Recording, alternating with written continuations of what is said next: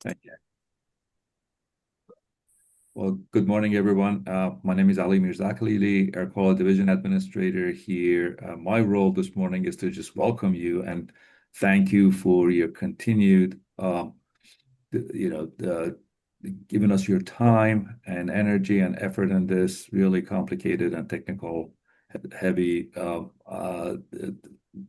RAC meeting, the rulemaking effort. So, we've given you a bunch of material, and I appreciate it. Again, that's heavy stuff. Hopefully you've been able to take care of the advantage of the office hours that we provided, and to add some clarity to the dense material. I want to thank OHA for the work they did in synthesizing some of the comments we received already from Talk Strategies and providing the responses to that. Hopefully, you've had a chance to look through that again.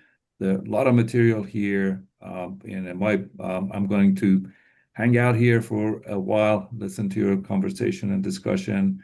But I wanted to just jump in first and welcome you and thank you for hanging in there with us. And I'll turn it back over to JR. Thanks, Ali. Good morning, everyone, and welcome. Thank you again for your participation in this rulemaking process. The discussion and feedback you provide at these meetings is so important for ensuring that DEQ includes as many perspectives as possible during this rulemaking. As we noted in the email communications that were sent to you all ahead of this meeting, these two RAC meetings will be the space for discussing the proposed rule updates, including the TRVs, the RBCs, and the rule language itself, and that's the toxicity reference values, the RBCs, and then the other rule languages. So you all will be familiar with hearing TRVs and RBCs a lot today. I'm just going to state that for the public, I guess, right now.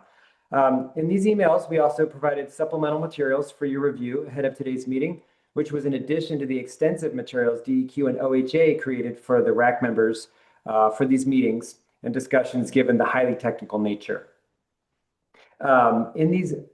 I'm also pleased to say that a number of RAC members took advantage of the office hours, and we were able to have productive conversations to assist in understanding all of the background materials and information for this rulemaking.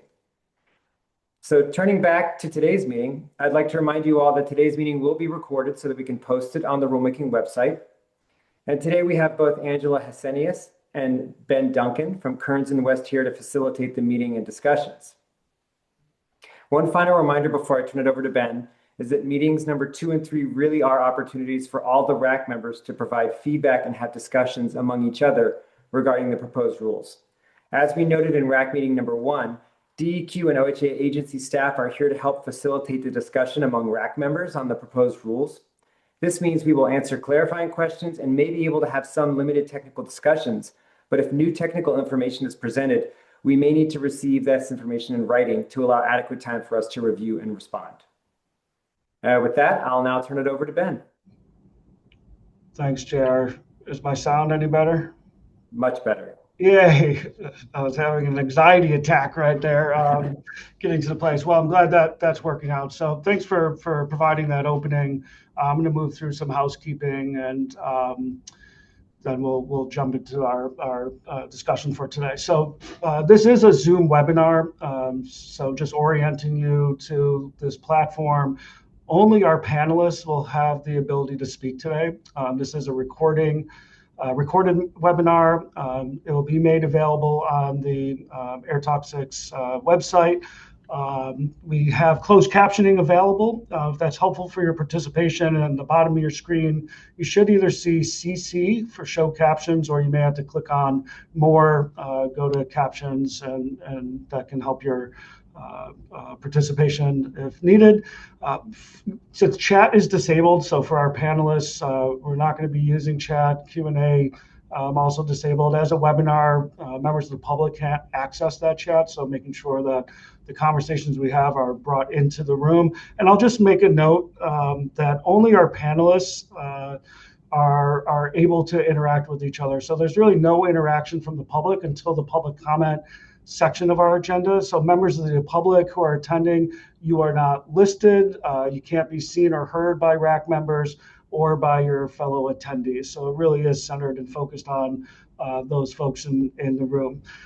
As a reminder for our RAC members, if you could, we'll do a round robin of intros, but if you could rename yourself with name and your either title or affiliation, to ensure that the public understands the different interest perspectives in the room. In order to do that, if you hover over your box or your image, there's 3 dots. You can click those 3 dots, go to rename, and change your name to name and affiliation for transparency. If we go to the next slide, wanted to introduce just a few guidelines as we have our conversation today. We've been really diligent, as JR just laid out, in terms of having an agenda that's structured, that focuses on the topics for the rules really deliberately. We're going to have some focused questions that we'll ask people to respond to, and we're creating a separate space for kind of broader discussion around additional comments. So, really asking you, we'll have some dedicated questions. We want you to kind of, to the best of your ability, stay on topic, and then we'll open it up for a broader discussion. It really will, as JR alluded to, really important to hear from everybody in the room today. And so these guidelines hopefully will provide a pathway to that. In order to support it, of course, we're in a virtual environment and you're on mute, but really balancing speaking time. So you'll hear me at different times ask you to maybe limit your comments for a first round of conversation before opening it back up for a second opportunity to speak. So I'll just ask folks to be mindful of the time you're spending and taking up. We want you to be able to listen to each other. This, obviously we are willing and ready to have spirited debate, but the importance of being able to listen and learn from each other, try to seek understanding of different interests and perspectives in the room. And as you do so, maintaining respectful, candid, and constructive conversations. I'll skip to resolving differences and finding common ground. Anytime that a rulemaking advisory can find common ground and pathways to advise agencies around rules, it's a true gift. Recognizing that we don't have to and may not get there around any number of conversations we have. And then finally, to address issues and the questions. But I'm going to really ask you not to address people or to address organizations as a matter of respect and a matter of having productive and constructive dialogue. So I'll ask you to honor that. Part of my role as a facilitator will be to keep us in respect to those guidelines. We can go next slide. So we'll do some introductions. As Jared said, I'm here as your facilitator, Ben Duncan, joined by my colleague, Angela Senius. We'll be moving us through this conversation and providing a meeting summary following the meeting. I did want to, we heard from Ali. JR, I'll ask you to just say hello again, and I'll introduce some of the DEQ and OHA staff that you'll hear from today, and then we'll open it up to our Rulemaking Advisory Committee members. So JR, do you want to say hello again? Sure. Hey, thanks, Ben. Hey, good morning, everybody. My name's J.R. Giska. I'm the Cleaner Air Oregon Program Manager, and I'll be doing some presenting today. Great. Thanks. Dave? Hi, I'm David Fair, toxicologist with Oregon Health Authority, and I'll be presenting today a bit too. Thank you. Clara? Good morning. I'm Clara Funk with Oregon DEQ, Air Toxics Emissions Analyst, and I'll be presenting today. Thank you. And Mike? Hi, I'm Mike Polson, Oregon DEQ. I may be presenting today if we get that far in the agenda. If not, then the next meeting.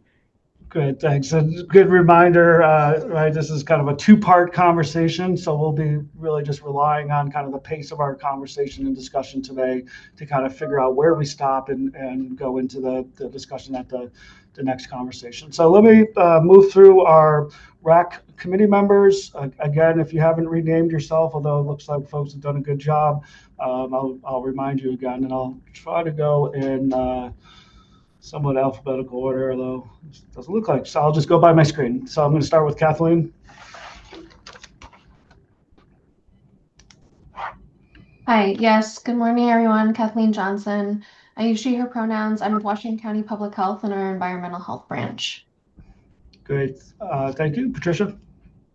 Hi, good morning. I'm Patricia Koberg. I'm representing Oregon Physicians for Social Responsibility. Thank you. Molly? Good morning. My name is Molly Kyle. I am a professor at Oregon State University, and I am an environmental health scientist. Thank you. Jonah?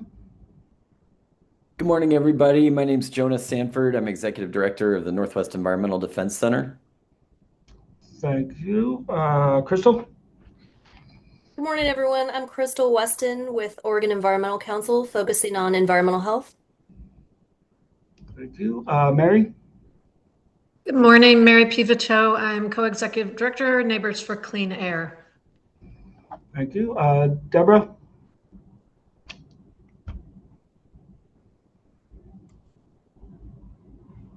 Hello, I'm Deborah Proctor. I am with Tox Strategies and I'm a managing principal. I'm a toxicologist. I also wanted to let you all know that Jeff Tishner is trying to get on the line, but he doesn't seem to have a link. Angela, if you could resend him one. Yes, I've just resent it. Thank you. Thank you. Ryan? Hi, I'm Ryan Ramage. I'm owner of Valley Environmental. Okay, thank you. Nadesh? Morning, folks. Nadesh Viswanshi here, Multnomah County Environmental Health, and I'm a little under the weather, so maybe on and off camera a bit this morning. Gotcha. Hope you feel better. John? Hello, John Bird here with Roseburg Forest Products. Thank you. Cassandra? Cassandra Jackson with the Port of Portland. Thank you. Jim? Yeah, good morning. I'm Jim Spar. I'm the Director of Environmental for Radius Recycling's steel business. Includes the Cascade Steel Rolling Mill in McMinnville. Good. Thank you. Travis? Hi, I'm Travis Quarles with Bridgewater Group, now part of Trinity Consultants. Thank you. Michael?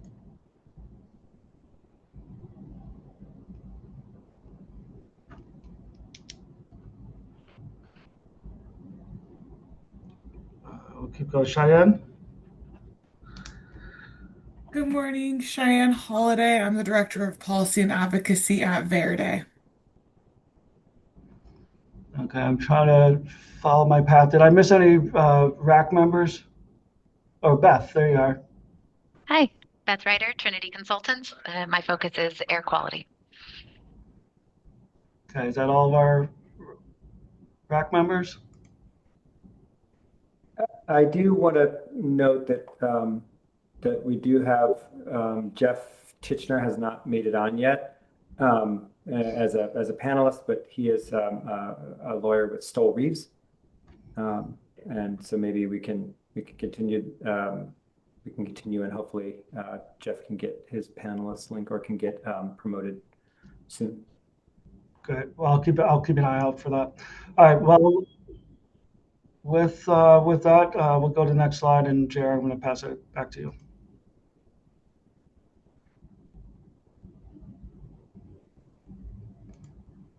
You're on mute, JR. Thank you. Thanks, Ben. Jeff did join. Jeff, jump it. You want to introduce yourself? Just wanted to say thank you to you all for getting me a link. I look forward to today. Yeah, thanks for joining. All right, JR. Great. Okay. All right. Let's do this again. All right, here we go. So next slide, please. Yes, wonderful. As noted in the email communication we sent ahead of this meeting, the agenda is really meant to serve as a guide for the discussions across both meetings number 2 and 3. We plan on following the order of discussion topics presented here, but we do anticipate that some topics will have more discussions than others and understand that the times allotted for the different topics may vary from the proposed agenda times online.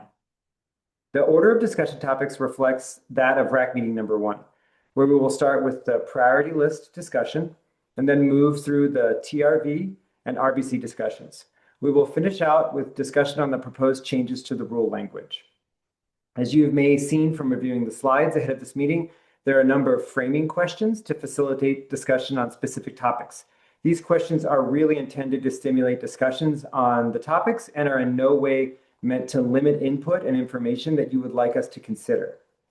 In addition to the framing questions, we have also provided for roundtable discussions at the end of each section, where we encourage you to share any additional considerations not shared in the previous discussions.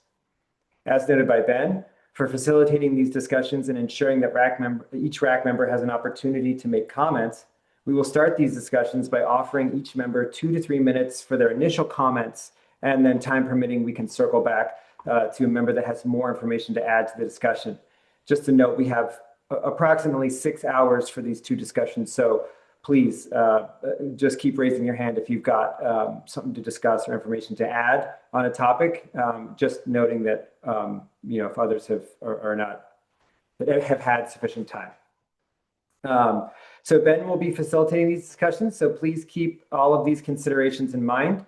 And we will work to take breaks as needed during both meetings. And we're also committed to allowing for public input periods at the end of each meeting. Are there any process questions at this time? Not seeing any, JR. Okay. Before we jump into the discussions today, I want to remind everyone of the process for this rulemaking. So due to the highly technical nature of the proposed rule updates to the toxicity reference values, or the TRVs, DEQ and OHA, Oregon Health Authority, convened an Air Toxic Science Advisory Committee, or ATSAC, that was composed of subject matter experts in reviewing toxicology information in order to develop regulatory standards. This was a lengthy, rigorous process that spanned multiple years and was finally completed in the spring of 2025. We have provided much of ATSAC's recommendations in the TRV support document on the website for this rulemaking. And the recorded ATSAC meetings and all the supplementary materials are available on the ATSAC webpage if you would like to review that information directly. Currently, as you know, we are in the RAC, the Rules Advisory Committee, and FAC, the Fiscal Advisory Committee phase of the process that we will complete by the end of June. Once we have gathered all the RAC comments and finalized any rule revisions based on this information and input, we will hold a public hearing and open the formal public comment period. You are also welcomed and encouraged to continue providing comments during that period. Once the comment period closes, we will respond to all comments and provide a final draft of the proposed rules to take to the Environmental Quality Commission, EQC, which is DEQ's governing body, for consideration for adoption. We hope to do this in mid to late 2027.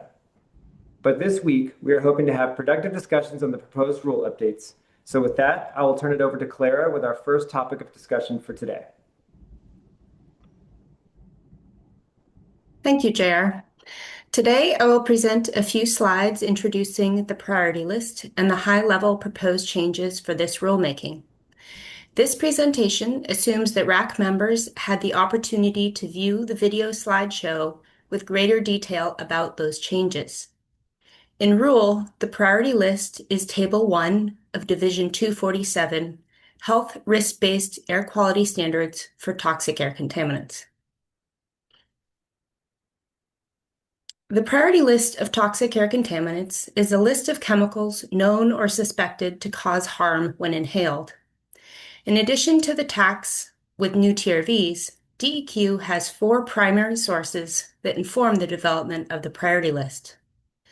California Air Resources Board Toxic Air Contaminant Identification Appendix A1, Washington Ecology's Table of Acceptable Source Impact Levels, Small Quantity Emission Rates, and De Minimis Emission Values, US EPA's Hazardous Air Pollutant List, and Oregon DEQ's Toxics Focus List.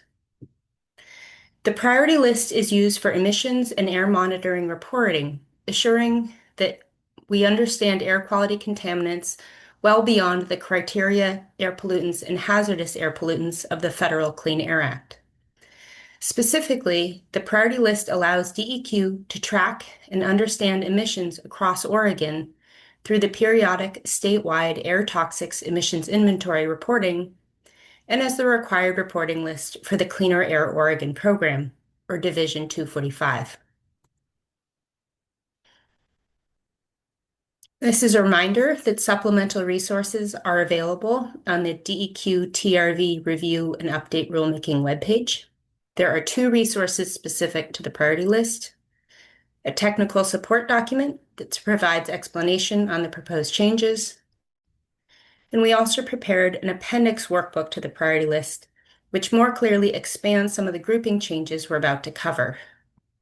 This user-friendly workbook is intended for internal and external users to clarify and align information about how to report and use the priority list tax.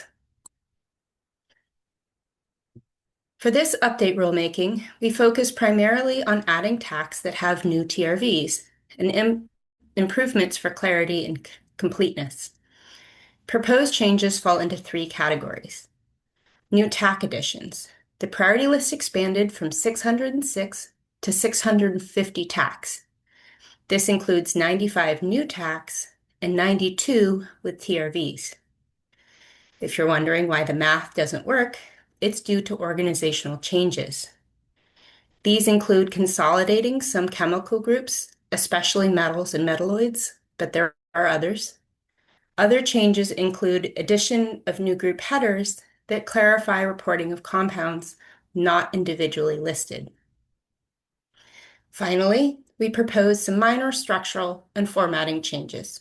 These can be visualized in the red line version of Division 247, Table 1. I will now hand things over to Ben to lead a discussion on the proposed changes. Great, thanks, Clara. So if we go, oh, it's already there. So again, we're going to break this out into kind of 2 parts of conversation. The first, as you'll see, is a direct question around information the agency should consider regarding the proposed updates to the priority list. And after we've kind of exhausted that conversation, we'll move more into a roundtable where if there's other issues around the priority list that you'd like to bring up, that'd be really helpful. So with that question as a prompt, I'd love to open it up to our rulemaking members.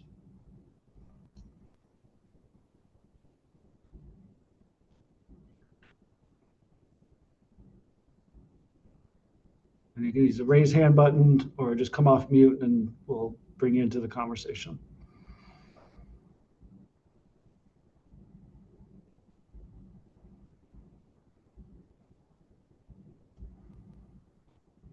So as we're being patient for our first contributor, I wonder, Clara, if there's any additional information in terms of what would be helpful or the types of things that for DEQ, for OJ, that would be important to hear from folks. Yeah, that's a good question. I think any comments on how the priority list is arranged are very helpful. The appendix workbook will not be in rule. However, it will be, we're anticipating sort of the primary support document that we will use internally and externally to view and organize the priority list. So feedback on that is especially helpful. Really open to any suggestions or clarifications either way. Thanks. Can I ask a question? Oh, yeah. I don't have information. I have a question. So yeah, that's fine. Okay. Jump in, so there are several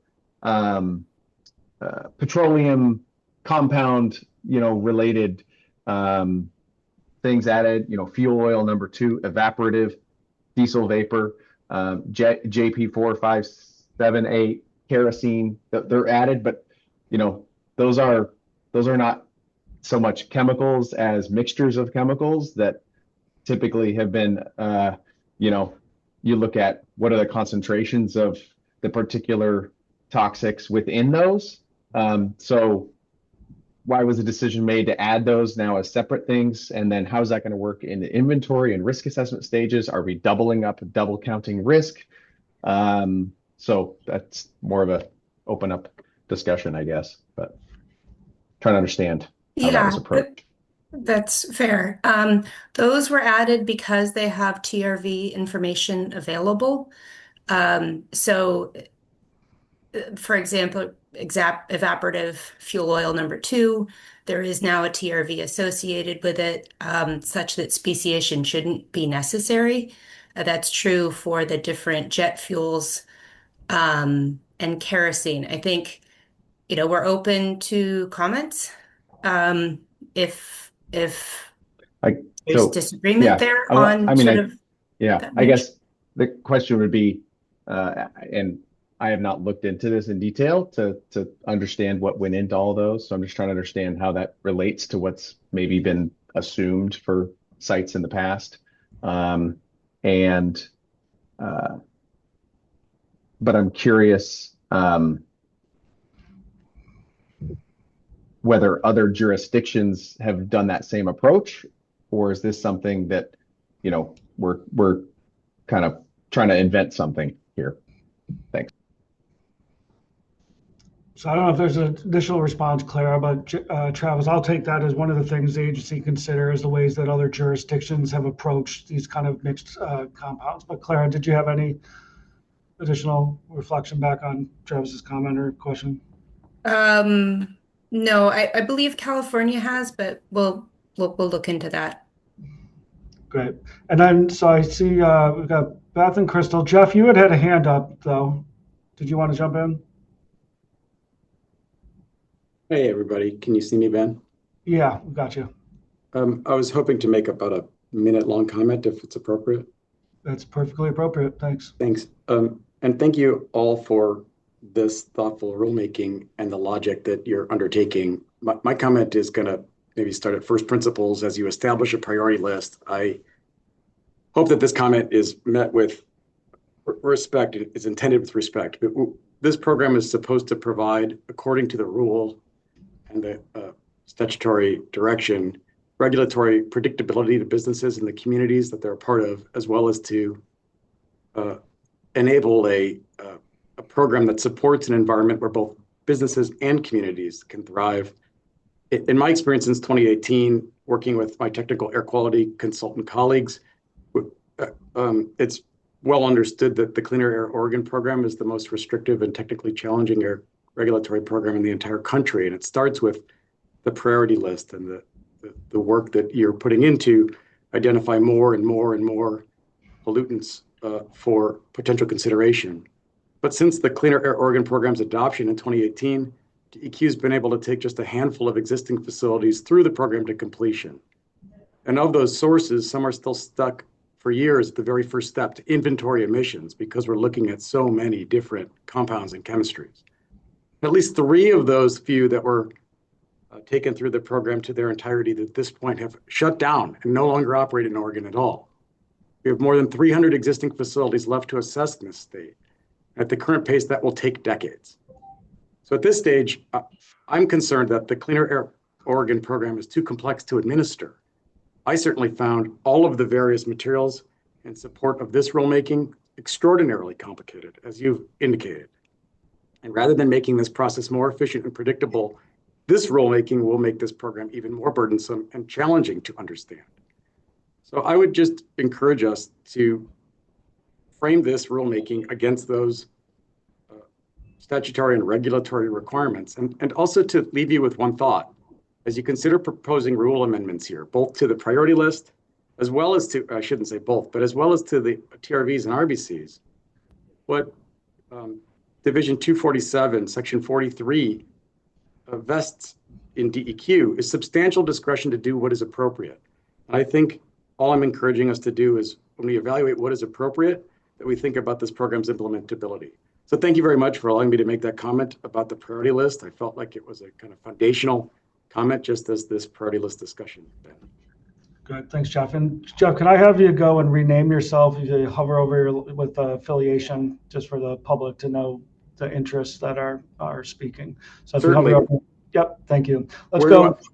Sorry. If you hover over yourself, there should be ellipses kind of in the top corner of your. Perfect. Let me do it as soon as I can. Yep, and Angela, you might be able to help rename as well. Let's go Crystal and then Beth. Thank you for the discussion thus far. I had a question. Would a technical expert at DEQ be able to explain how regulating mixtures such as kerosene instead of individual toxics would reduce regulatory complexity? Is that it's a DEQ question? Is that Sure, I can take that, I think. And Clara can correct me if I'm wrong.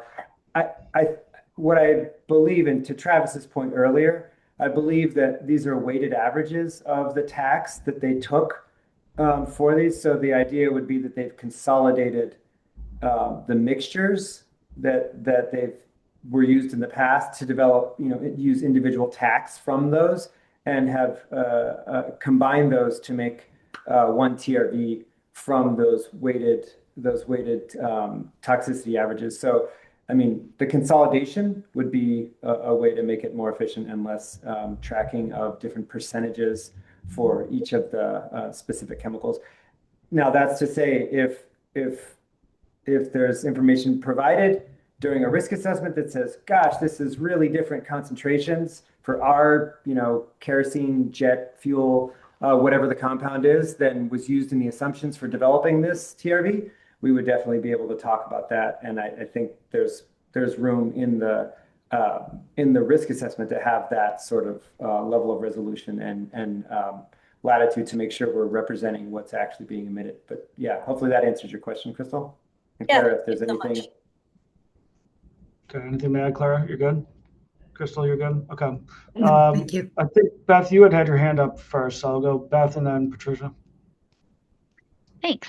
My question is also around some of the diesel particulate matter, the fuel oil number 2 evaporative. I think this rulemaking committee and the team there, this is the perfect place to define what that is. What is the compliance mechanism that a facility would use to showcase compliance, test method. So we have diesel particulate matter, which Oregon DEQ is defining differently than experiences within Washington and California. And then we have fuel oil number 2, which is new, and I'm really not finding a lot of information as far as how it was determined or the specific test methods associated with showcasing what are my emissions from a diesel engine versus what I'm comparing to here with looks like 20 micrograms per meter cube for the acute non-cancer. So this is a new one that is listed here. And so curious how that's going to change. I mean, just looking at a diesel engine, that's at honestly probably a lot of the different facilities that you guys have been working with so far. So understanding how these 2 pollutants, would that take care of everything from a diesel engine, or are we also expecting the addition of different metallics and other individual components associated with the facility? Is that a Clara question for DQ? No, the point's taken. I think one clarification there could be there's other scenarios where fuel oil number 2 evaporative might come up, and that would be more like a tank loss or evaporative loss than engine combustion, because combustion is already accounted for.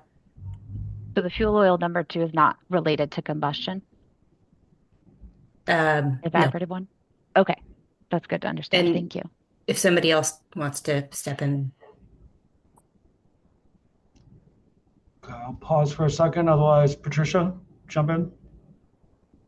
Yeah, thank you. I just want to speak to the diesel particulate, and I was really happy to see that the TAC for the cancer-related effects was quite a bit lowered. And I think there are 2 arguments for using that as a TAC, a mixture as a TAC. And the one is that this is the way residents around these facilities or residents in our community actually experience diesel particulate. They don't experience it as an individual toxic. They experience a mixture. And so I think it's very appropriate to evaluate it as a mixture, its health effects as a mixture. And the other kind of fine point on that is that these chemicals and vapors and particulates and everything have multiple interactions, and their effects as a mixture in a mixture can be different than their effects just as a single pollutant. So I'm very happy that that Cleaner Air Oregon is looking at diesel particulate as a mixture to be evaluated. All right, thanks, Patricia. Jonah? Yeah, thanks. I wanted to real quickly just respond to Jeff's comments from a couple of comments ago. I really appreciate hearing that perspective. I will say, just to push back on that a little bit, the CAO regs do clearly call for this list to be updated as the various authoritative sources identify new or updated TRVs. And that we're now, as we know, already a year or two behind schedule, but behind the schedule that's laid out in the regs. So I think it's really important from a public health perspective that this rulemaking keep moving forward on the path we're on to put these newly identified TRVs in place. Thanks. Good. Thanks, John. Beth, back to you. Thank you. Patricia, I really liked your comment about diesel particulate matter and how the interaction of multiple pollutants together is making a difference here. But I would like some clarity on this priority list around that diesel particulate matter. What are we saying that is? As a point, right? You're looking at particulate matter, which would likely include metals and several other components that are also being taken into account within this risk assessment. And for diesel particulate matter, facilities are including both that as well as these other metallics and combining this information to determine what is the risk for the facility from for the different categories. So to that point, if we have pollutants here that are a combination, then the other parts that are individualized should be removed if it was already taken care of here. So it would be great to have clarity around pollutants that are considered a grouping. So maybe the first question is around kind of the definition, if I hear you, Beth, and then the second feels like a comment around how the rules should approach compounds versus individual chemicals. But is there a DQ want to talk about defining? Thank you, Beth. Yeah. That's a great question, and I think this is a great question that we will come back to in the TRV discussion, Beth, because I think in general we do not want to double count. We don't, which is for folks who aren't doing these every day, would be assuming we say have, in this case, diesel particulate matter, and that might be composed of, to Beth's point, multiple toxic air contaminants or TACs. Some of the, like DPM itself is a TAC, but then there might be metals or polycyclic aromatic hydrocarbons or PAHs in there as part of that. And so what I guess the discussion is probably best served for the TRV, because I really think there is, as you rightly pointed out, a risk component to this. And I think what we've sort of put out for this rulemaking and what we'd like to discuss in the implementation as well is for cancer, DPM emissions from emergency generators and combustion of diesel would be the primary and only real source of cancer. And then there are some components of it that do need to get teased out, because DPM itself does not have risk evaluations as an aggregated particulate for other risk categories. So right now, Beth, I think as far as reporting goes, for us, that's the same as it always has been for combustion from engines, which is, filterable and hydrocarbon versus source testing data. And that source testing data for us includes, the Oregon Method 5. So that's also another great topic that we can discuss during the implementation portion of our discussions. Hopefully that's helpful. Yeah, look forward to talking about it then. Good. Thanks, Beth. Let's go Molly and then Mary. Thank you. So with regards to diesel particulate matter, I actually think it should be included. there has been a growing body of evidence and well done research that shows the human health impact of it. Also, there is a NIST international certified standard for diesel particulate matter, which would allow it to be measured uniformly and standardly. So those are two elements that I think really weigh in the favor of including diesel particulate matter. With regards to the other mixtures in there, for instance, the kerosene, even though I can appreciate the argument that that is the source that is burned, it does not have the same NIST international kind of qualified standard for it. Instead, it's kind of measured based on its sulfur content. So that to me is part of the bifurcating body of evidence with regards to whether or not we could include something on this list versus maybe not. So just putting that out there. You need to be able to measure it. Okay. Thanks, Molly. Mary and then John. Hi, thank you. I think I have a question, so I'm not sure if this is the time or place, but as I'm listening to this conversation, I really appreciate the two statements now, Patricia and Molly, about the significant health impacts of diesel particulate. I am certainly interested in Beth's comment around double counting, that somehow the current structure, I'd like to learn more about whether or not the current structure does double count. But I guess I have a question to industry people who are participating in this process. To Molly's point, we are so far behind in recognizing and addressing the risk of diesel particulate. And this was something actually that was, at a turning point potentially back in 2015, 2014. The previous ATSAC was on the cusp of reevaluating the diesel PM's ABC that we had in the air toxics program. Then the whole kerfuffle that created Cleaner Oregon happened. And this was again put on hold while we decided to create a whole new program to address and be risk-based. So I guess my question, and in the meantime, we went through an exercise, and actually, Beth, I don't know if this is a colleague of yours, but it was Trinity Consultants that Vigor Shipyard had employed to look at risk assessment prior to the Cleaner Oregon program. And it was determined by that independent analysis that diesel particulates at the shipyard were probably the single biggest risk driver for air emissions from the shipyard.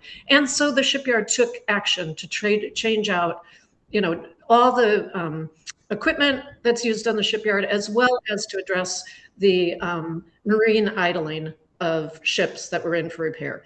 So I guess my question to all the industry folks here is, how do we get at diesel? If I hear over and over again that diesel particulate should be a higher priority, many industrial facilities are question why it doesn't have as much regulatory action, and yet we are constantly, time and time again, but no to regulations, no to anything that would address diesel emissions. I know it's a different animal than other toxics that are associated with emissions.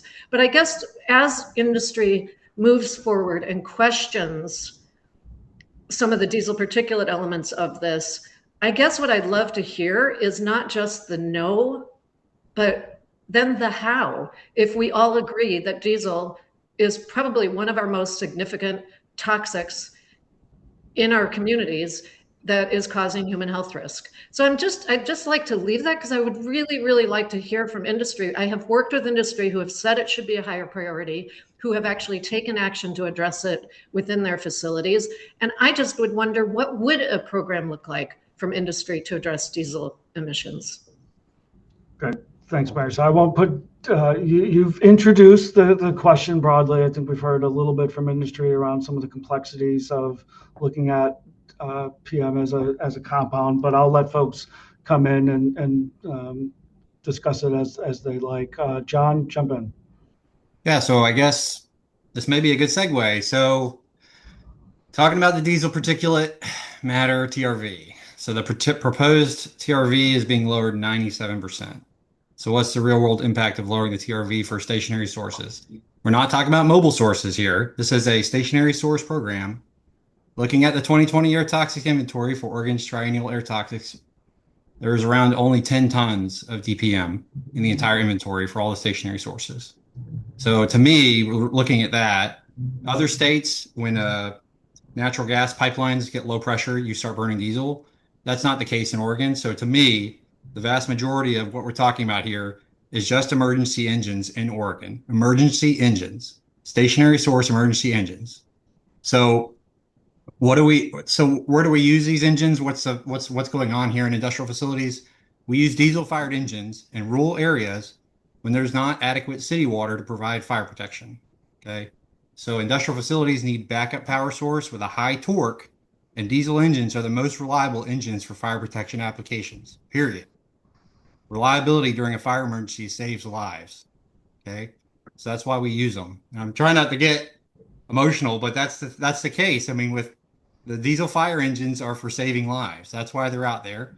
And there's not a significant amount of emissions from these sources. We're only talking about cleaner organisms for stationary sources. I just wanted to kind of refocus the discussion here. So in saying that about emergency engines and with the significant lowering of the DPM, I really recommend we have some sort of exemption for DPM emitted from emergencies. I think it's going to be very difficult to get through air toxic modeling if you have this significant lowering on these engines. So my prediction is that a low DPM TRV will force facilities to choose between safety of employees and the public versus complying with a very reduced TRV in an extremely conservative air dispersion modeling exercise. So it's very difficult to retrofit fire engines with extended stacks. It's very difficult to modify the stacks without putting back pressure on the engines. Relocating a fire engine is virtually impossible because it has to be close to the source of the water, because it has to be physically coupled to the pump to move the water to the fire system. So I don't think this is a sweeping request. I think it's a practical request for the state that must recognize the real life hazards of wildfire and industrial risk. And just considering a diesel fire engine would really only operate during power outages, where all the rest of the facility is down. So all your other TEUs are all shut down except for that one engine. So I just wanted to kind of refocus this kind of discussion around DPM. I think we're attacking maybe mobile sources here and other things that maybe are more pervasive across the state. We're talking just about Clean Air Oregon, which is just a stationary source program. So I just wanted to refocus that. So that's all I want to talk about. Yeah, thanks, John. And I know Ben, I'd like to jump in real quick. Yeah, please. John, thank you for those comments. I do want to flag that the TRVs themselves are not just applicable to the CAO program, the Clean Air Oregon program. They're also used agency-wide for air toxics monitoring and for sort of assessing the health risk to Oregon residents across the state, which does include, as you say, transportation and mobile sources. So it's not specifically just for that. That would be the RBCs, or the risk-based concentrations, that we use to assess risk from the stationary sources, the facilities in the Clean Air Oregon program risk assessments. And then I would also just to flag that we do not regulate emergency engine usage during an emergency. The primary time when we assess risk from these engines is during their normal testing and maintenance that they need to perform to make sure that the engines have readiness. So again, JR, same point, right? You're lowering the TRV, and we have to test those engines to make sure they're reliable. So we're going to have to model those, right? So that's correct. This will definitely impact the modeling. Correct. Yeah, thank you. And we will be moving into TRV conversations and RBC conversations. I guess just to pause for a second, and ask JR and DEQ team, how much, when you ask this question around consideration, are you concerned around kind of implications and implementation versus kind of the list itself? And I know folks, live in the real world, and so they're trying to hold, both the technical conversation and the kind of maybe practical implication conversation together. So how much do you want to hear both? How much is it helpit? Thanks, Ben. I think all input and feedback is helpful. So please continue giving it. It is, and I know we have our aspirations of how to structure conversations and that might just not be how it ends up playing out organically, which is completely fine. But it would be, yeah, the hope is that we can kind of try to have some discussions here on the priority list, what's being reported, how it's being reported. And then, we've got the TRVs, which is a lot of this conversation around DPM, I think feels like it's situated for a really great conversation and discussion in the TRV. We even have specific framing questions for DPM. And then, the implementation is the next piece. And I think a lot of these sort of bleed together. And so I guess I would just say, please continue providing that input, even related to implementation, and also bring it back up when we have those discussions. Good. Thanks, Ben. Thank you, Jack. So I'm going to mix it up a little bit. Kathleen, we haven't heard from you, so I'm going to invite you in, and then we'll go back to Patricia, Crystal, and Mary. Yeah, thanks. I appreciate this conversation around the diesel particulate matter. It's been helpful to hear folks' comments, and I feel like I feel compelled to say that I think the core of this program is to protect the public's health. And while I understand that maybe diesel generators are for wildfire safety, to prevent fire risk, is what I'm hearing from the previous gentleman that spoke. In rural areas, as a person that works for a suburban county where we do have industry placed quite near schools, neighborhoods that use backup diesel generators. I think it's not just a rural issue, and I also am coming to understand that they are used more frequently than in emergency situations during peak demand periods for the energy grid. And I also am just curious too, with data centers being a growing issue in Oregon. Those rely quite a bit on diesel generators as well for backup. They draw a lot of power from our grid. I'm curious how that's being pulled in. And I think the public health piece of this is that we are creating these rules. These rules are created to prevent public health impacts. And so while I think it sounds like there are some questions to be answered, it makes sense from a public health perspective that we're addressing it now rather than waiting for it to become an issue later down the line. And so really taking into consideration future states of what diesel generators might be used for and accounting for it now within these rule processes. So thank you. That's all I had to say. Yeah, thanks, Kathleen. Let's go Patricia, Crystal, Mary, and then Jeff. I thought I saw a hand up and down. So trying to track the hands that jump in and then go down, then come back up. Patricia, jump in. Yeah, I'm sorry if this takes us off track, but my understanding is, at least in the Portland area, that the biggest risk from diesel particulate are the diesel trucks rather than the mobile sources. And the issue that I have is that there is this disconnect between corporations or businesses that may have some stationary sources of diesel particulate, but their biggest contribution, if you will, to diesel particulate pollution might in fact be the mobile sources that they generate. And I'm particularly thinking of a place like the CEI hub, where there is a ton of diesel trains, trucks, barges that converge in one very small area. And, that whole problem just doesn't seems to fall through the cracks. And so I'm curious about, if it's not going to be addressed in this particular initiative, where does that get addressed? Yeah, thanks, Patricia. So that's a great question. And to my earlier comment is the toxicity reference values are used not just for the regulation under CAO, but they are also the basis for the ambient benchmark concentrations. So when we look at monitoring data, that's what would be updated here, is assessing what the cancer risk is from exposure to those. That's in this rulemaking. I think what you're asking about is what do we do with that information and how is it regulated?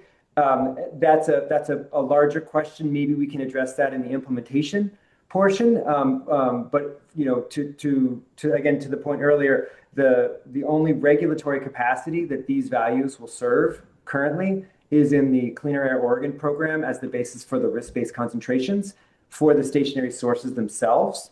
And so that all of that transportation, all of those mobile emission sources are not taken into account when we do a risk assessment for a stationary source or a facility. So right now, that's the regulatory capacity that these values that we're talking about today will serve. Yeah, thanks, Jack. Crystal? Thank you. I know diesel engines are used extensively as backup power for data centers during power shortages, and I want to be clear that that's what we're talking about here. I have some experience with occupational health, specifically with the fire service, and obviously in a real emergency, as opposed to losing AI capability, power is critical. But deploying a diesel engine in a disaster scenario, I'm skeptical a DEQ Cleaner Air Oregon permit would get pulled for that scenario, and considering the extensive risks to firefighters from occupational exposures, this kind of red herring is not appropriate. Thanks, Crystal. Mary? Well, Crystal kind of hit on a question I had, but she just articulated that so well, and I appreciate that because that was the question I had. How do we distinguish between what is considered backup and what are the criteria for defining backup regarding the ongoing use of generators and for what purpose? Because I think, the gentleman from Roseburg talking about, emergency firefighter situations. I have never been involved in any legislative work that didn't see potential exemptions, appropriate exemptions regarding that kind of application. So I'm just curious, how will the agency come to a point where we do define what backup is, how it's utilized, and whether or not all backup is considered equal, or are there backups that are potentially health and safety driven, or are there backups that are just so that business as usual can go on? So I guess I'm just wondering how DEQ will define that in future programming. Yeah, Jared, do you want to kind of parse that out? Thanks, Mary. That's a great question. I would say it probably veers into the implementation area, but I think from the vantage of stationary sources, I think the Clean Air Act defines emergency generators. And we follow that definition for the sources in Oregon. And so that has some specific regulations that are beyond the scope of me trying to quote CFR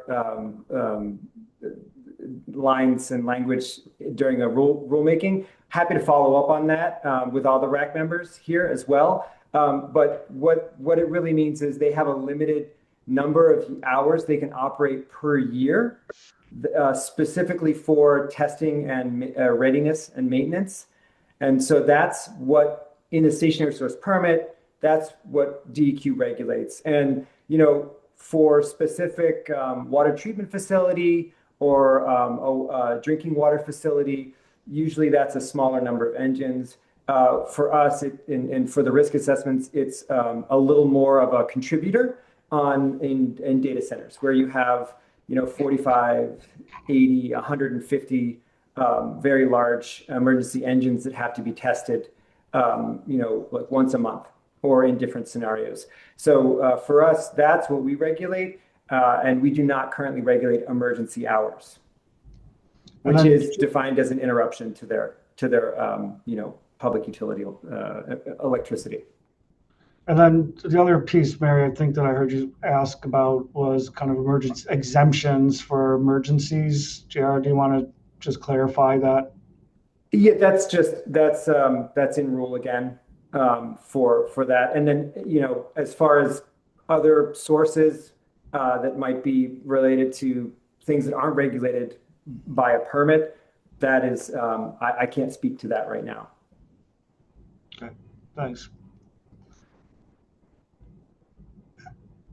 Why don't we bring up the next slide? The same topic, but just opening up maybe a little more broadly for a roundtable conversation. So if there's other issues or concerns or questions that you had, you see the note also on the slide that I think it was named earlier also. If there's other comments that could be submitted in writing, you can email those to cao.2026@deq.oregon.gov. But as we kind of wrap up this part of this conversation, we're opening up a roundtable. Just want to invite folks in, particularly if we haven't heard from you, now that you've heard from many of your colleagues around the table, if there's other thoughts that are coming up or emerging or other questions for clarity, this would be a great time. And Mary, is that a new hand or an old hand? It's an old hand. Okay.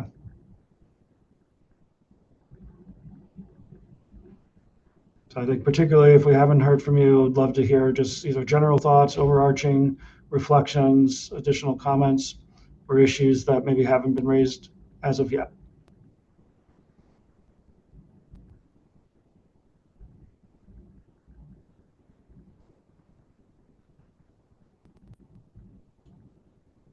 Okay. They tell you to wait like 10 seconds when you ask a question. It feels like a long time when we're staring at each other on a screen.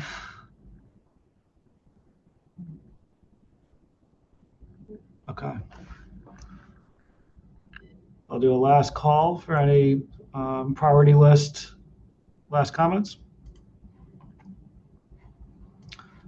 Well, why don't we introduce the TRV conversation, and then we'll take and then we'll come back to discussion. So while we move into TRVs, Dave, I'm going to have you introduce this. I think will likely be a robust conversation. So we'll have the kind of prompting for the discussion, then we'll take a quick break and come back and have the discussion as a group. Dave?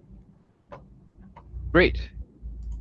Yeah, so from our last meeting, from the first RAC meeting, you'll recall that toxicity reference values, or TRVs, are health-based amounts of chemicals in air that DEQ air programs use to evaluate risks to Oregon communities related to air pollution. And just to reiterate one more time what JR has said is that while TRVs are the basis for the risk-based concentrations that are used in the Cleaner Air Oregon program for regulatory purposes, they're also the basis for ambient benchmark concentrations that are used more broadly in non-regulatory air toxics programs in the state. And hopefully you've been able to review the information that we from those time-stamped portions of the RAC 1 meeting that Apple sent around last week to just kind of jog your memory and review on the TRV topic. Okay, next slide, please. This is just, again, for a reminder, this is the list of sources that DEQ considers to be authoritative in terms of their scientific rigor and comprehensive methods for producing TRV information. We call these the authoritative sources, and they're listed in rule as well as on this slide. So the sources are the U.S. Agency for Toxic Substances and Disease Registry, or ATSDR, the U.S. Environmental Protection Agency, or EPA, the California Environmental Protection Agency, or Cal EPA, and Oregon DEQ in consultation with the Air Toxic Science Advisory Committee, or ATSAC. So this last authoritative source was added to the list in 2021 rulemaking. Okay, next slide. Remember last time we walked you through the materials that we provided. We asked you all to review the TRV proposals in the TRV rule table. That's the part that actually is proposed to be in rule. In addition, we prepared some supplementary materials to help you understand how we generated these TRV proposals. And there's two main categories of supplemental TRV materials. The TRV support document with accompanying appendices, and then TRV proposal Excel workbooks. And these materials explain how we came up with the numbers that are in the rules table.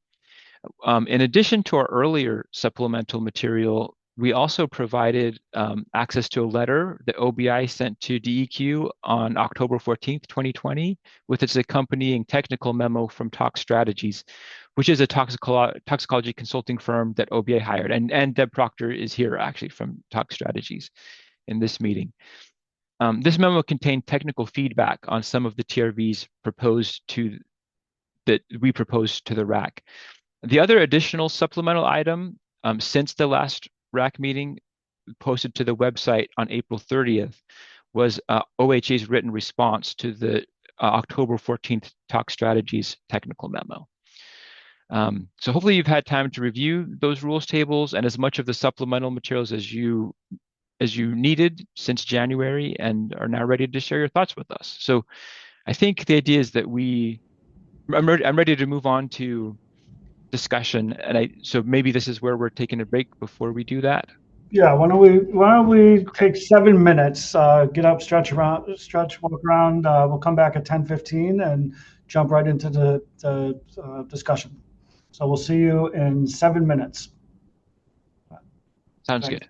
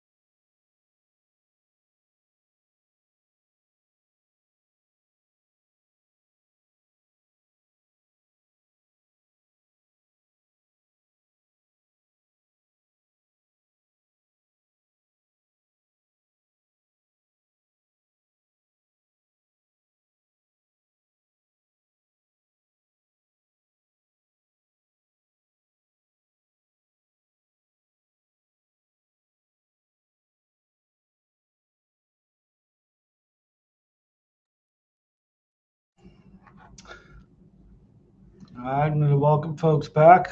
7 minutes goes fast.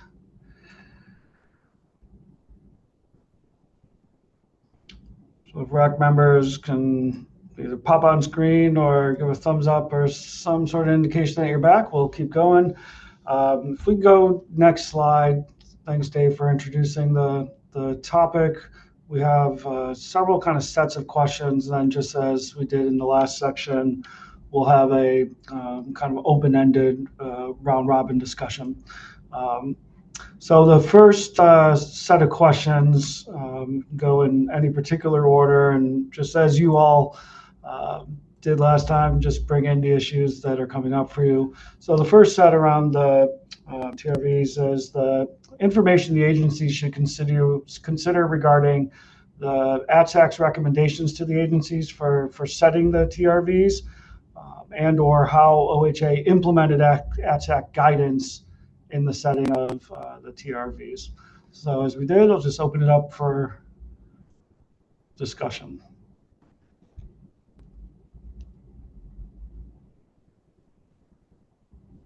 Yeah, Deborah. Thanks, Ben and JR. And I do appreciate the opportunity to comment. I have some overarching comments with regard to this.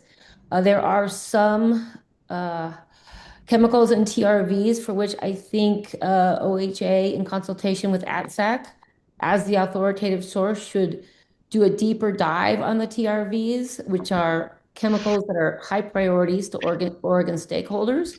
There are companies going through Cleaner Air Oregon right now, and for which we did submit written comments on. For some of these, we've proposed alternative values developed from new studies, more robust risk assessment methods, and they include acute values that are consistent with ODEQ's definition of acute.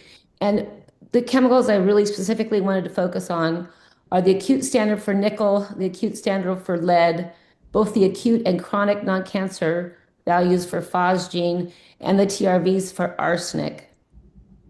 But not to go into details now, there are other chemicals for which OHA, in consultation with ATSAC, could make, I would call minor adjustments to the proposed TRVs to update them to be more consistent with EPA guidance. And then there's a few other values which have been vetted, at least partially by OHA in consultation with ATSAC, in particular, amorphous silica and PFAS. But I feel that the discussion needs to be more in depth and really consider the outside authoritative sources input, EPA, HSCR, and OEHA, regarding these values, particularly for, as I said, amorphous silica and PFAS.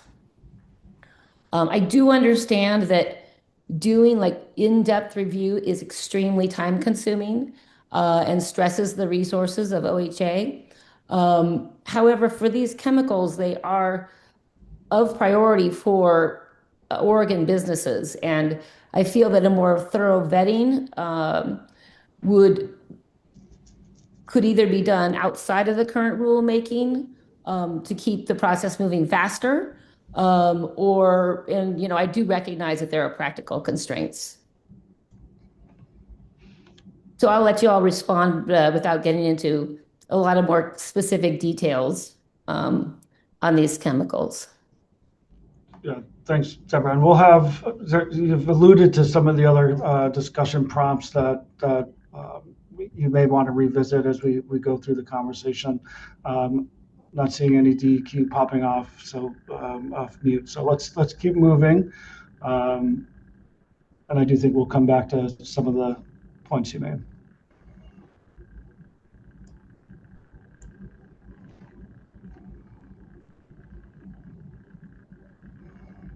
And Dave, maybe as I asked Clara, I don't know if there are specific things that you were most interested in hearing from folks that get maybe a little more detail into the prompts. Well, I mean, interested to hear all of it. I guess I could just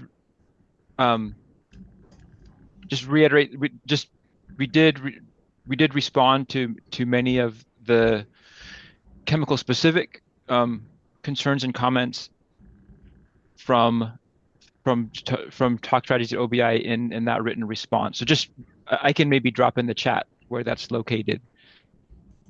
That's great. Well, what we do, let's preview some of the other questions that might prompt some additional conversation. So this first slide that's showing is really around informations that the agencies could further consider around ATSAC's recommendations and the implementation of that guidance in setting the TRVs. If we go to the next slide,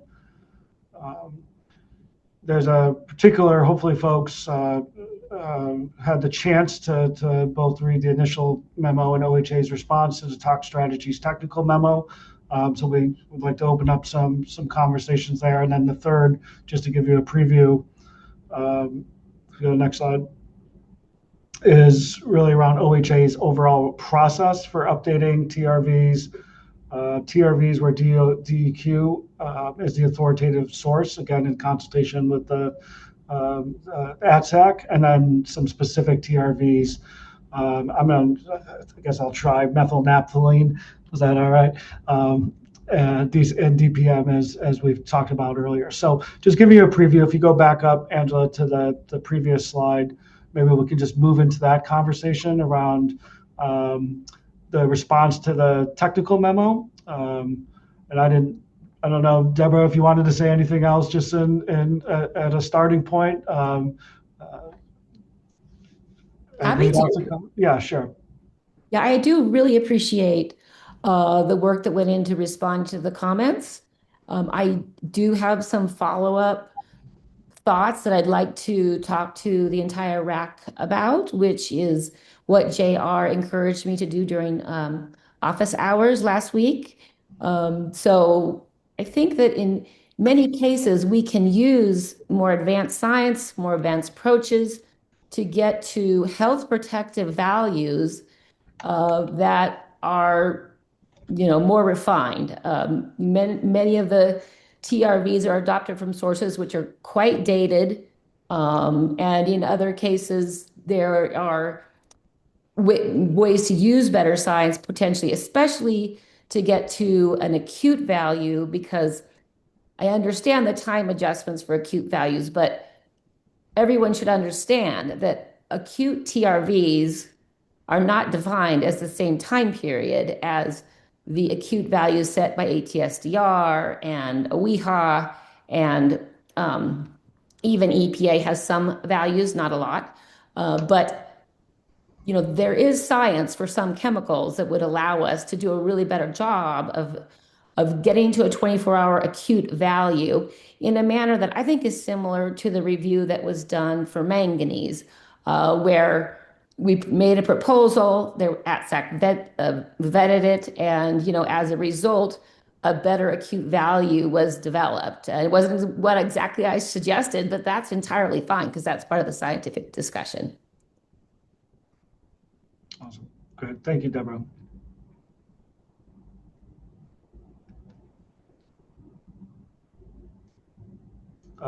Yeah, let's go Crystal and Jeff.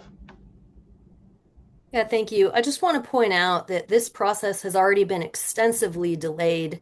And I also want to uplift the ADSAC process specifically because it brought in experts, scientific experts, particularly that did not have any kind of conflict of interest. And I think it's important to have this dialogue with stakeholders, but at the same time recognize that the protective health values that were arrived at are science-based, already took an extensive amount of time that's already been delayed repeatedly, and that these conclusions are based in not having a conflict of interest. So it puts the public health above any kind of industry considerations.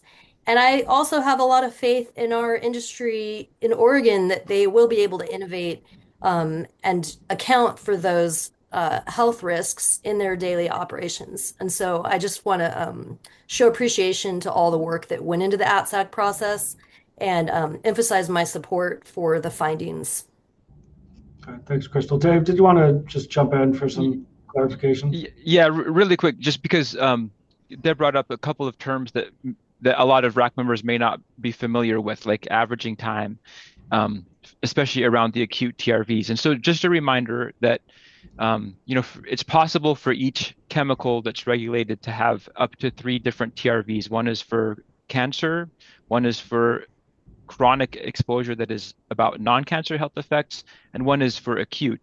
And the idea behind that is health risks from exposures that last a shorter amount of time. So for DEQ rules, that is a 24-hour period. So that's the target time period to try to protect with an acute TRV.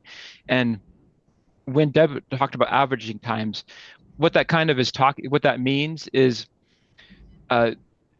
when toxicological studies are done,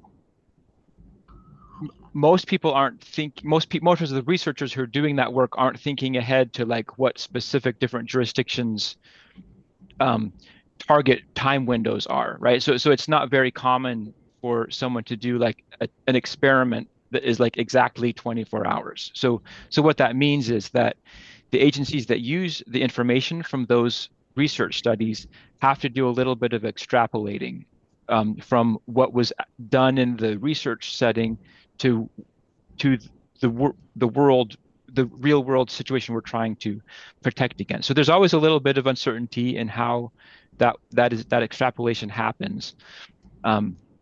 And that averaging time is sort of about that's sort of the definition of that is sort of about like what is the amount of time that either people or animals were exposed in the research studies versus the amount of time that we're trying to protect in that acute window. So just clarifying for folks that are maybe have a less technical background. Awesome. Thanks, Dan. Jeff? Jump in, Deborah.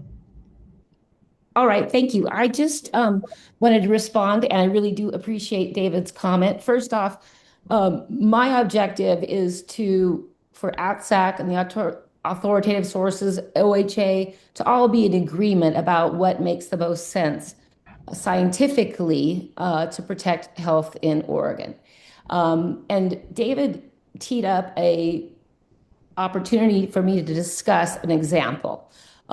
With regard to nickel, for example, the acute TRV so that's for 24 hours of exposure, is based on the ATSDR acute value, which is for exposures up to 14 days.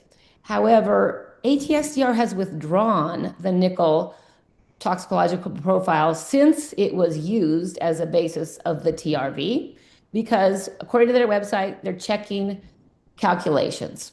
But this has been going on for about a year now. So what exactly ATSDR is doing to check the calculations is unclear.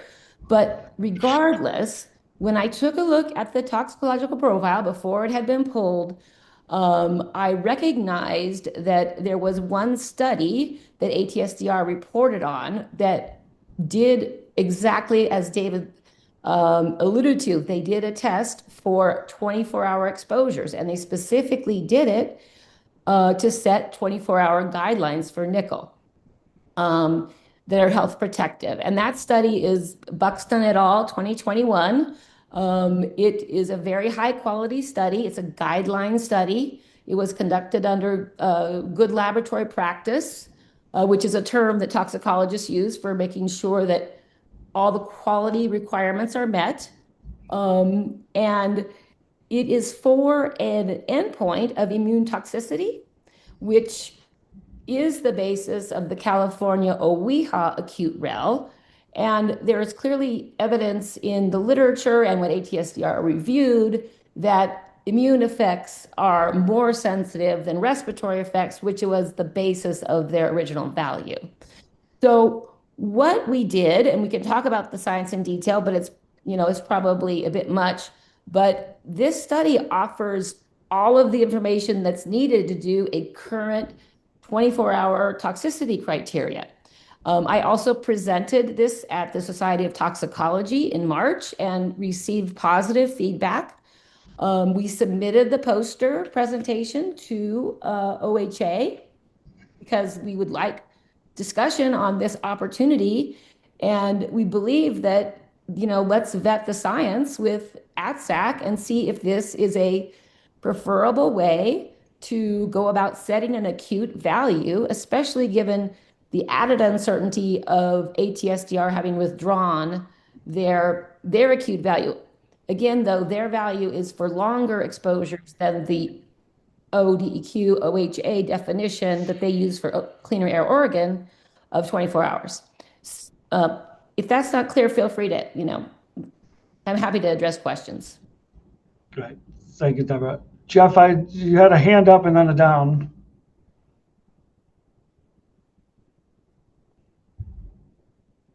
Thanks. I guess I would want to react to this specific question as well as Deb, to the response to the Talk Strategies technical memo. I guess the thought that I have is that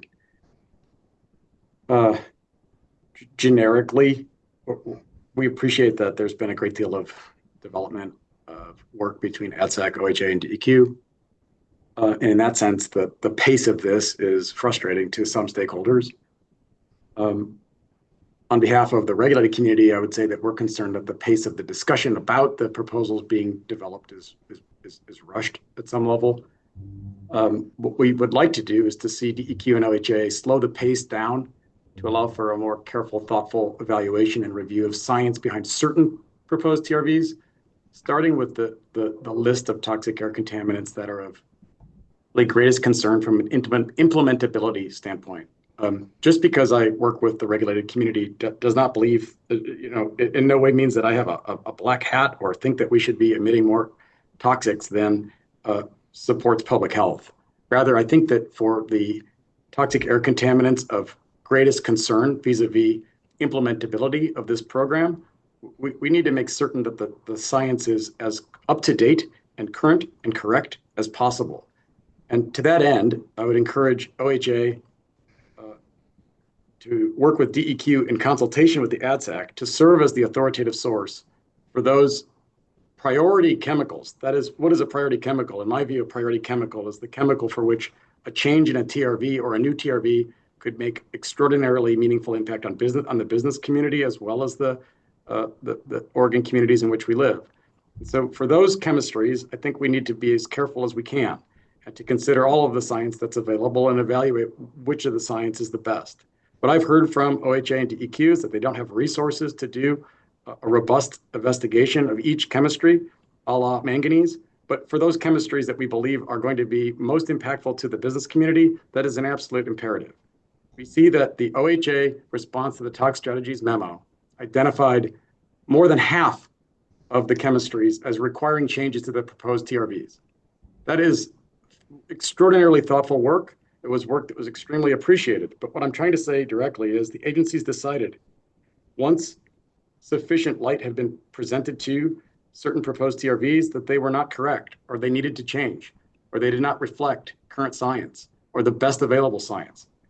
That's not jaundiced, that's not prejudiced. It's just straight up.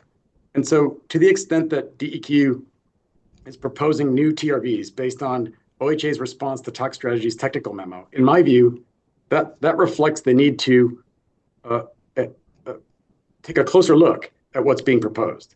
What I intend to do is to continue to tell the agencies from my stakeholders' perspective which of these values are most important, as they could be things that we can't simply, innovate around to another commenter's point of view. And so for those chemistries, again, we must look as carefully as we can at available science and be as thoughtful as possible in this state so that the consequences of this rulemaking are not beyond what we intend, which is to protect public health. Thanks. Good. Thanks, Jeff. Let's go Crystal, then Mary.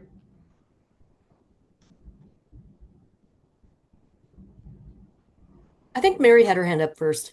Oh, thanks. Mary's one of those hands up, hands down, hands up, tried to track. Jump in, Mary. Okay, lowering my hand so you know. There we go. I guess I appreciate Deborah's work and thought, obviously your expertise in this. But I'd like to kind of, as I usually like to do, is kind of get more to the 30,000 foot level for the layperson for whom this program was designed to protect broadly public health and flag,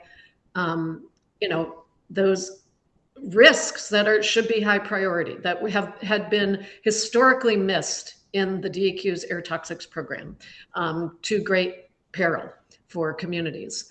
And I guess I would like to say that while I don't dispute, I certainly don't have the technical expertise to dispute anything that Deborah has presented or otherwise, I would like to step back and say that the intentionality of the new approach from Cleaner Oregon around the toxic values through the ATSAC process was to incorporate at all times sort of new science in establishing those values.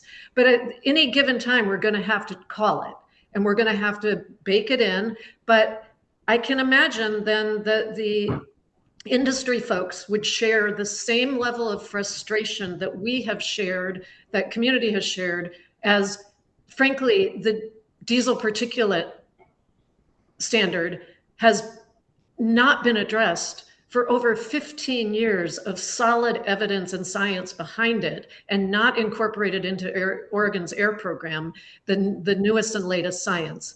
So yes, I get that you might have a little period of time while new science can be incorporated and reconsidered, and that should be done in a timely, systematic way of review, which is what the ATSAC process was designed to do, which is why we are so frustrated with the lag and the fact that this has lingered for multiple years when this was supposed to happen, when this was supposed to happen in the intention of the Cleaner Oregon rules. At any time then, like manganese, still hard pill for me to swallow, we had to accept that new science said that there was an opportunity to relax that standard. But I just think that if industry would embrace the process that's been put in place, that I've heard multiple times reinforced that there was a sense that it was done well. I certainly saw in the development of the initial report for the foundation of this RAC that it was well received as a scientifically valid process. And then we move forward. And there's always time in the future to incorporate all the new information and new science that is being developed, because there is constantly always new science. We have got to create a system that allows it to bring it into our system and allow it to move forward. And I just am frustrated with the timing of this. As I said, I think that the timing has mostly served communities poorly. It served public health poorly because we have not incorporated the best in new science very quickly. And so I just have to say that I think if there is emerging science that has come since our last consideration, that will happen in good and due time. And I would love the fact that industry will be as motivated as we are to ensure that the next round of incorporating the best science happens on a timely basis. Thank you. Good, thanks, Mary. Angela, why don't you pull up the next slide while I go, because I think we're kind of veering into that conversation naturally. Let's go Molly, then Deborah, then Crystal. Thank you. With regards to the diesel particulate matter, that body of literature is pretty mature.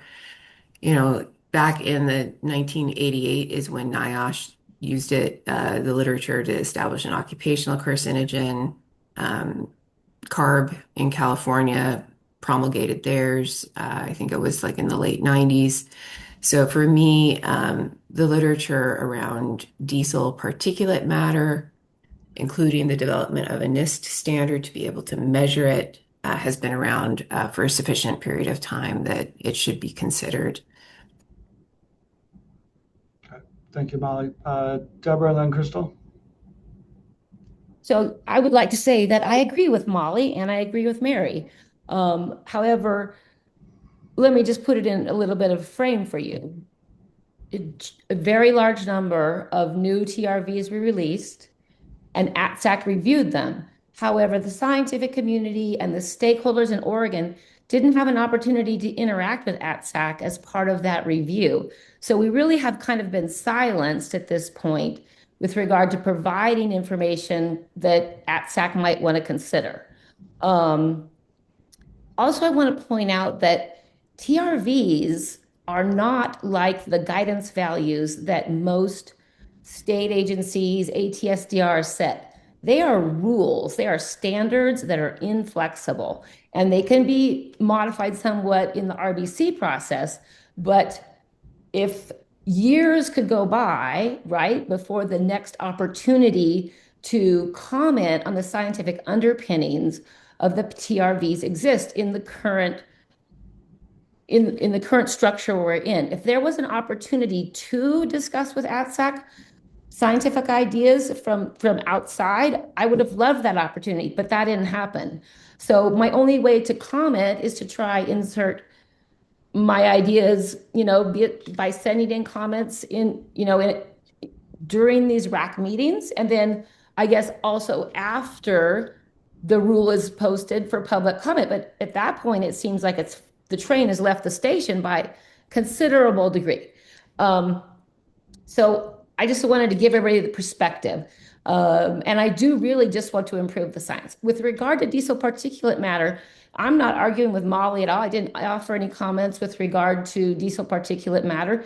The data is, as she says, mature. It is, in fact, based on relatively old studies, but there aren't a lot of new studies from which to improve upon them. So, I agree that Oregon needs to move on with the current science that exists. So I just wanted to say that, and I'll let y'all take it from there. Yeah, thanks, Deborah. Thought I saw another hand, but let's just go in order. Crystal, and then Beth. Thank you. I think industry stakeholders are doing a great job giving input into the rulemaking, but considering the proposed TRVs were intentionally established by scientific experts that did not have any conflict of interest, I think that is ultimately what science is all about. And I think it is important we need to be as careful as we can be about risk assessments from a health standpoint. And requesting restarting the process when you don't like it is not a good approach. I was playing foosball with my son this weekend, and when I won, he suggested best out of three. And I think when you don't like the outcome, this is not a best out of three situation. Good. Thank you. Who we got in the queue? Beth, I think you're in the queue. Travis, you were the hand that went up and down. All right, let's go Beth, and then I'll go Travis. Deborah, I don't know if that's a new or an old hand. Beth? Old. Okay. I know diesel particulate matter has been brought up quite a bit, and I did look back at some of the previous discussions from past ADSAC meetings and papers, and yes, the data associated with diesel particulate matter is very mature, but mature meaning 1980s, 1990s. Diesel engines were a little bit different than they are now, but also in those papers, the conclusion was kind of like, we don't have anything better, so I guess we'll use this, recognizing the definite levels of conservatism that are built into the standard that they have proposed. And I think what I want to make sure of, and maybe this is more on the implementation side, is California has said this is a conservative way to look at diesel engines. And they're applying the diesel particulate matter standard, and that's the only thing they're evaluating for a diesel engine in terms of toxicity. And yet Oregon has 20 different pollutants that we're looking into and talks about how they're measuring the emissions as Oregon Method 5. Oregon, very advanced in that area. They've been including condensable material in the tests for a very long time before it was part of stationary source requirements for the nation. However, diesel particulate matter measurement using Oregon Method 5 is inconsistent with manufacturers. It's inconsistent with California, who is the one that's putting the standard into place. So there's just a lot of mismatch for me as far as Oregon's program versus the basis for the diesel particulate matter TRV. And therefore, that needs to be considered in the implementation of it. Okay, thanks, Beth. Travis and then Molly. Yeah, I just wanted to say that the ATSAC was a very useful process, and volunteers that spent many hours looking through that material should be commended. But it was a publicly viewed process, but it was not a public process, as DEQ said. And many of the ATSAC members stated during many of the meetings that there was so much material they could only look through some of it. So I think it's important to say that it was not a thorough, perfect process that shouldn't be challenged and we should just move on. I think there are certain things that should be looked at deeper, and the work that has been done has already shown that that is worth the effort. And so I think to cast that away and say that's unnecessary is irresponsible. Thanks. Yeah, thanks, Travis. Hopefully folks are recognizing this was a specific question around the process for updating, and then we can get into some of those specific TRVs per the prompts on the slide. Molly, jump in. Just going to say that again, the reason you want to have standards that are tied to NIST certified standards with regards to like diesel, to Beth's point, you're right, diesel engines have gotten better. That being said, all of the concentrations that have been used to develop the science that shows the health effects are based off of an analytical chemistry standard that is grounded in NIST. So that part of it accounts for everything else. So yeah, the studies are mature. There's a good body of literature here. They have all used standardized analytical chemistry. And then this risk assessment is just an application of it. That NIST grounding of it with a diesel particulate matter standard makes this concentration based, which is the whole point of these TRVs. So I recognize what you're saying. I'm glad that diesel engines have gotten better over time, but that is not actually relevant to the TRV concentration concern. This is about that scientific analytical exposure response relationship data that is all grounded in the same standards. Okay, thank you, Molly. Deborah? I just wanted to talk a little bit about the diesel particulate matter because in California, all of the constituents of the emissions from diesel particulate matter are quantified based on carbon black and based on the emissions from the engine. Individual components, PAHs that are within the diesel particulate matter, are not added in addition to that. So I think you have to have an either or situation where you use your DPM, inhalation unit risk, TRV. I'm sorry, I'm using risk assessment terms, TRV, or you use chemicals in the individual components that make up the diesel particulate matter, but you don't do both because that's double counting. Yeah, thanks, Deborah. And JR, I think Molly, I can see your reactions. I didn't know if you wanted to just uplift anything. And then JR, I think you stated earlier that DEQ was trying to avoid the double counting that was just referenced. But Molly, did you want to jump in? No, I think Deborah actually raises the right point. If you're going to use this as a diesel particulate matter and use the NIST standard, which then standardizes across all of it, then the individual constituents don't really matter. I would say the only caveat to that is if there is some kind of stationary source in Oregon that is a specific PAH kind of constituent, and you'd have to do kind of a little bit of an inventory to look for that kind of thing. But yeah, if you wanted to simplify the list, that would be a reasonable scientific approach to doing it, in my opinion. Okay. Thanks, Molly. Beth? I just want to say I very much agree with the statements. And I would like maybe DEQ to look into having that conversation since the current methodology is inconsistent with that. And there is postings on the website about how to estimate emissions from diesel generators. It's very prescriptive and it provides a lot of additional conservatism and additional pollutants that are included within the estimation of diesel risk. Okay. Crystal? Yeah, I just wanted to add on to this discussion. I think double counting can really be an issue. And we want to make sure to add things up and not add things up when it's appropriate. But considering diesel emissions, I would want to have caution around not considering individual TRVs, particularly if one of them was more protective than diesel particulates as a whole.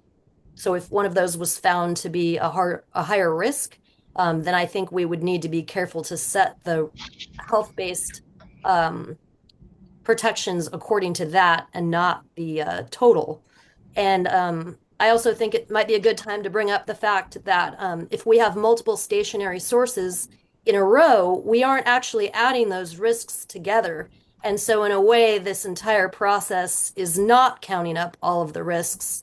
And so, I think it's fair to bring that problem up if we're going to talk about concerns about accidentally double counting when it comes to an entire emissions versus the components of such. Thanks, Crystal. So I think we've heard some comments on overall process. If there's other comments around DEQ in consultation with ATSAC as the authoritative source, perhaps uplifting some of those reflections. And then I know we've talked a lot about DPM. If there's other TRVs that folks wanted to name for this conversation, that would be helpful too. Deborah. Thank you, Ben. I do have several that I'd like to discuss if possible. One of which is lead, because currently the TRV for acute is based on the EPA National Ambient Air Quality Standard, which is a 3-month rolling average value. So EPA set a value that is calculated as the average number that would occur over a 3-month period, but the acute value, that the value that could occur over 24 hours are equal. So I wanted to bring up that there is a way to improve upon this analysis. So what we did was we took EPA's all ages lead model, which was released in 2025, the AALM, and it allows individuals to model specific time periods, even as short as 24 hours. One single day can be modeled. So we used EPA's model. We used the target increase of blood lead, which is 1 microgram per deciliter from OWIHA.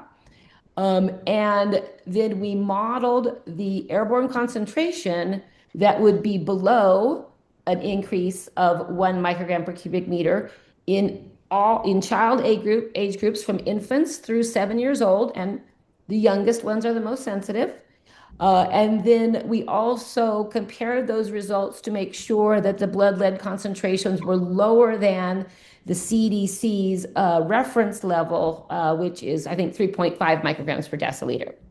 So this is a pretty innovative approach, as DEQ commented when we sent them the poster and the presentation. And so we also presented this at the Society of Toxicology conference, and we got a lot of positive feedback, including feedback from the technical working group of EPA, which developed AALM, the model that we're talking about. And they invited us to come and present to them separately, and so we did so in April. And from that, we got a lot of additional feedback, some suggestions on how the model should be used. So we made some adjustments in that. But I do believe that this is a real opportunity to advance the science. And I think that what we would, our results are something that I think the EPA working group would be interested in working with Oregon and ATSAC to vet this possible approach, because they really felt that that was an interesting new approach to using the model. And Oregon is really the only agency, maybe outside of Texas or Minnesota, that sets values for 24-hour exposures. So EPA is never going to set a 24-hour value because it's not within their program to do so. And similarly with California. But I do believe that we can use this model to calculate a 24-hour value that is health protective, just as health protective as the NACs, using the NACs. And I think it's an area where really utilizing ATSAC or OHA in consultation with ATSAC, I should say, and potentially EPA, we can develop a standard that is health protective and uses the latest and most latest science. Great. Thanks, Deborah. I'll just note for those participating publicly on the webinar, you should be able to see some reference information that's been posted in the webinar chat. So if you are one of those folks that likes to cross-reference what you're hearing with some resource, it should be in the chat for you. Other questions on either the authoritative source or other specific TRVs that may be of interest or of concern for folks?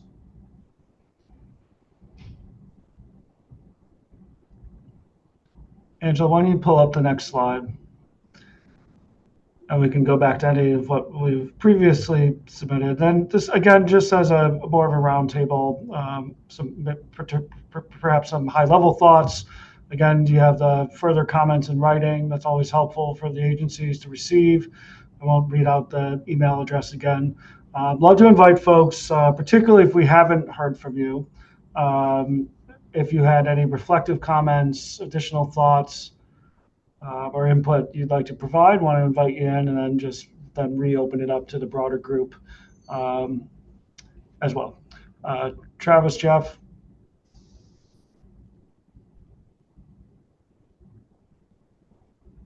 I can go real quick. Regarding the TAC refractory ceramic fibers, looking back at the source document, it looks like that's kaolin based refractory ceramic fibers. And so I just want to clarify if because it's not defined anywhere, there's not a CAS number, there's just a DEQ ID. So I think generally the risks come from fibrous forms of alumina refractory fibers, which is why it's listed under other programs. So if maybe DEQ could clarify that somehow, either with the name change of the, I know that I should have covered this in the priority list before, but it's a quick comment. Thanks. Never too late, Travis. Dave, I just wanted to, can you repeat the word you said, like the type of refractory? Yeah, kaolin. It's KAOLIN. It's a typically aluminum silicate based material, and so generally in other EPA programs it'll specify a little more than just refractory ceramic fibers. So just trying to make sure. It just might be hard for folks to understand when they're doing an emissions inventory what that's supposed to mean. It's not like it's referencing some other definition outside of itself. So okay, thanks. Great, thank you. So that might be a follow-up, right? Y'all can dive deep. Okay. Let's go Deborah and then Jeff. Well, Ben, I didn't really want to hog the floor, but I do have other chemicals that I'd like to discuss specific Yeah, TVs. jump in, please. Oh, okay, excellent. So another one that we took a look at, we looked at the underlying science, is for phosgene.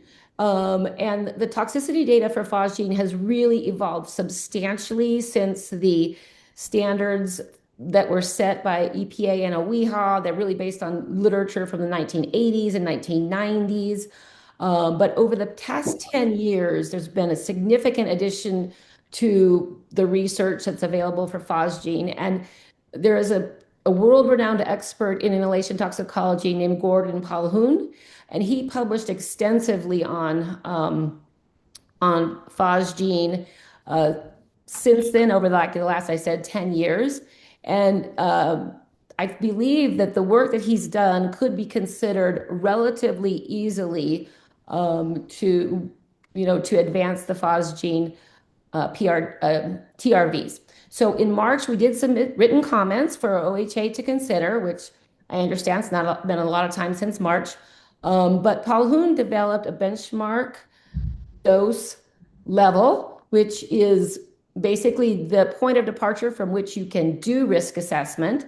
He also published an expert panel paper, and that expert panel included the EPA inhalation expert, Dr. Codavanti, who is the original author of EPA's product reference concentration. So I feel that the inhalation toxicology experts have weighed in with regard to phosgene, and there's an opportunity for OHA and ATSAC to look at this new literature and determine whether or not it could provide a better basis for a public health goal.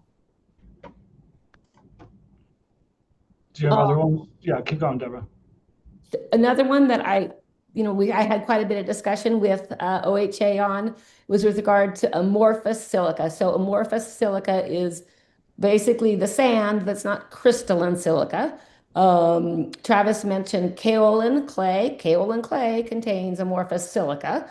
It's used in a very large number of applications. We see it with agriculture. There's a huge number of forms of it, and the particle size is important, as OHA has restricted it to only respirable particles, but also surface chemistry of the different polymorphs is very important.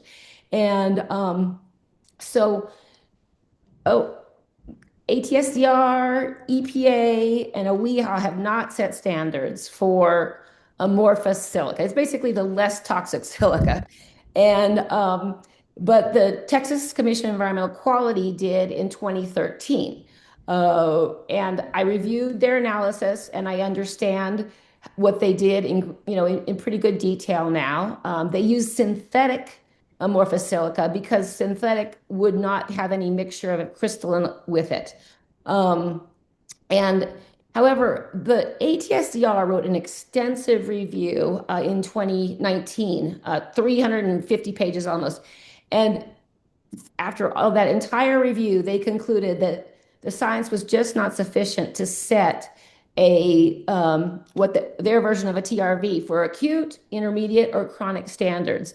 And when I read the review that ATSAC did with OHA, and granted, I mean, ATSAC had a very large number of things to do. They probably did not spend time reading 350 pages.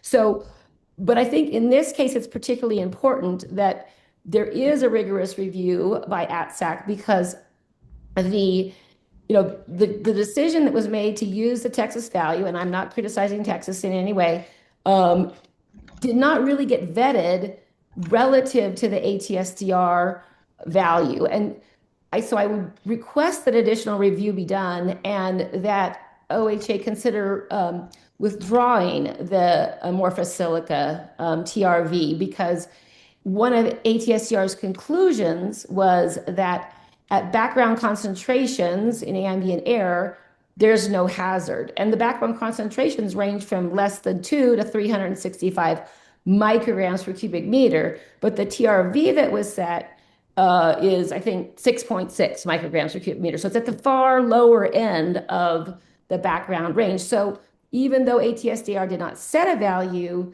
they provided insight that I think should be considered, as they are an authoritative source in addition to ATSAC and OHA. Great. You got more, Deborah? Or you good? You do realize I can talk and talk and talk and I talk. know, maybe the point is Okay. Yeah. high priority. All right, then I will talk about PFAS briefly. So the science on PFAS is evolving rapidly. Like, I think there have been new reference doses that EPA has issued 3 times in the last 10 years. So EPA is moving forward with really driving the science.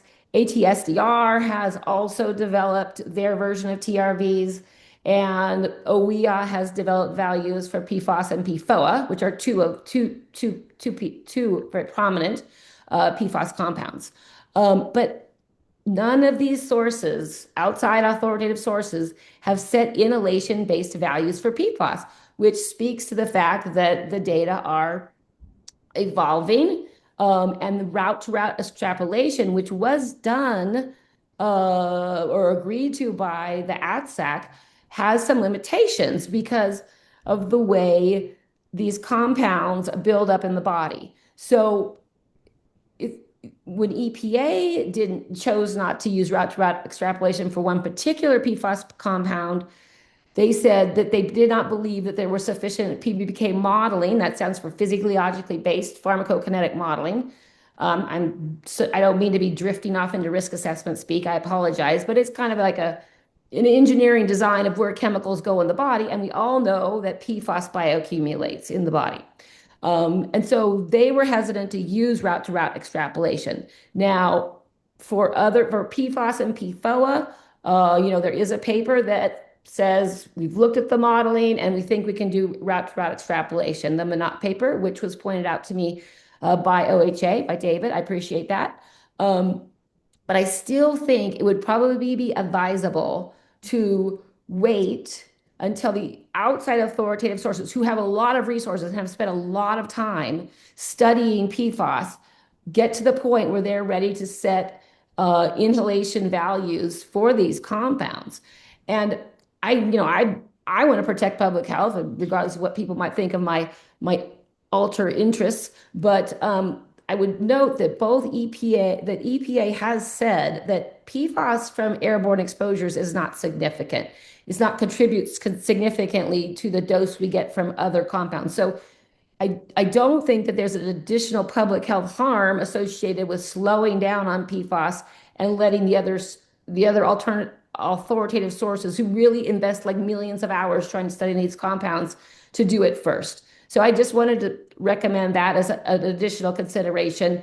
And, when we made comments about PFAS, they weren't highly detailed.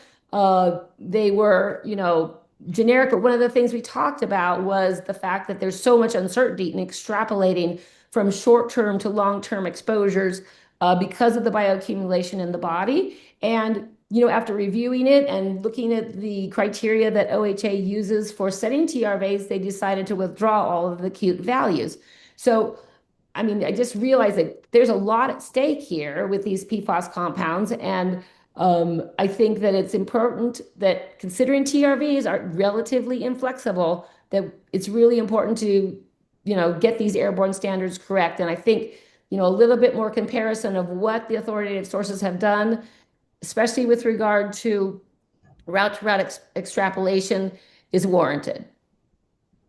Thanks, Deborah. And just we'll note that you're giving some detail to some things that you all submitted, and OHA has provided some response. So just that reference point are in the chat, just for folks who would like to kind of read the OHA response to kind of a lot of the things that Deborah's named today.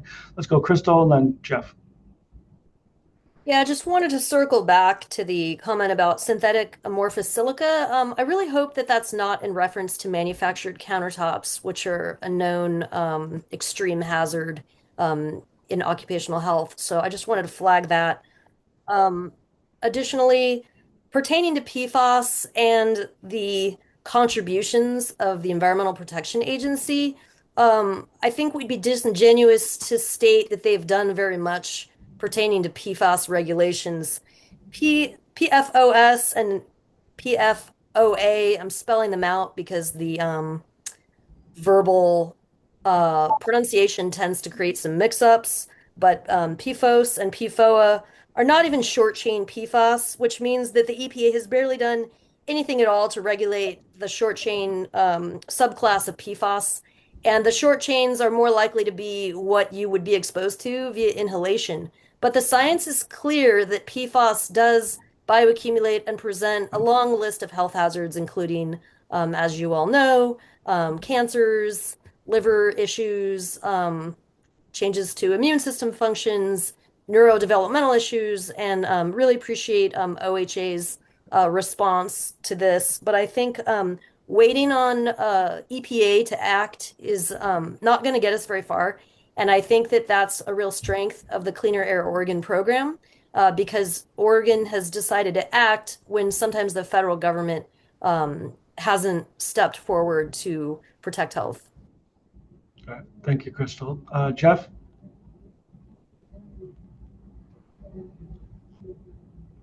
I'm having trouble getting my video unstuck. Hey, everybody. Thanks for the chance to weigh in again and for the continued conversation on TRVs. It may seem strained or technical to some of you, but again, this was the direction we received in the regulated community to provide this feedback in a detailed fashion today. So I'm going to continue to do that, Ben.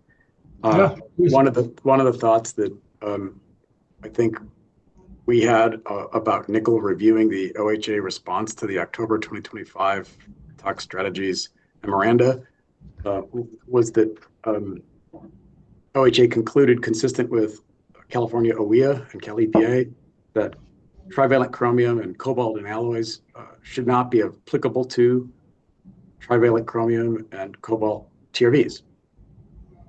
We would request that OHA, in consultation with ADSAC, evaluate whether it is appropriate to extend the alloy exemption to other inorganic elements or metalloid elements commonly in alloys, with the strongest evidence being for nickel. And that's not something that I know well, but it's something that Deb could speak to more specifically. But I wanted to specifically request, while I had the floor for a moment, that DEQ look with OHA and ATSAC at whether the alloy exemption is appropriate for other metals.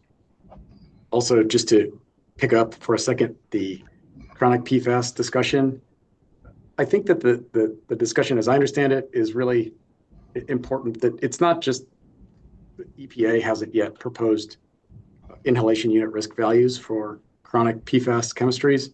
It's that neither have the other authoritative sources. And so would it make sense for Oregon to be out at the very front of that discussion? Or should, as Oregon does for so many other chemistries, we wait for the authoritative sources that have the resources to be doing these specific evaluations to do the specific evaluation on the inhalation unit risk values? I think I don't sit here and purport to dispute the potential toxicity in various modes or mechanisms of PFAS. However, the epidemiological research just isn't there yet on inhalation unit risk values. Neither is, for example, the back to implementability of these things, is the ability to measure them in air. I think it was another one of our RAC members who earlier said that we should be really focused on those constituents for which if there is a known and approved set of test methods to measure whether they exist and at what concentrations. I think the trouble with chronic PFAS is that at this point there isn't a federally approved test method either, at least not one that I'm aware of. Thanks. I'll give the floor back to somebody else. Great. Thank you, Jeff. Deborah, I'm going to come back to you in a second. Let me just invite if there's other comments and folks that either want to reflect on what you've heard or if there's other comments around the TRVs that you'd like to make. Just want to create a little bit of space. And then Deborah, I'll come back to you.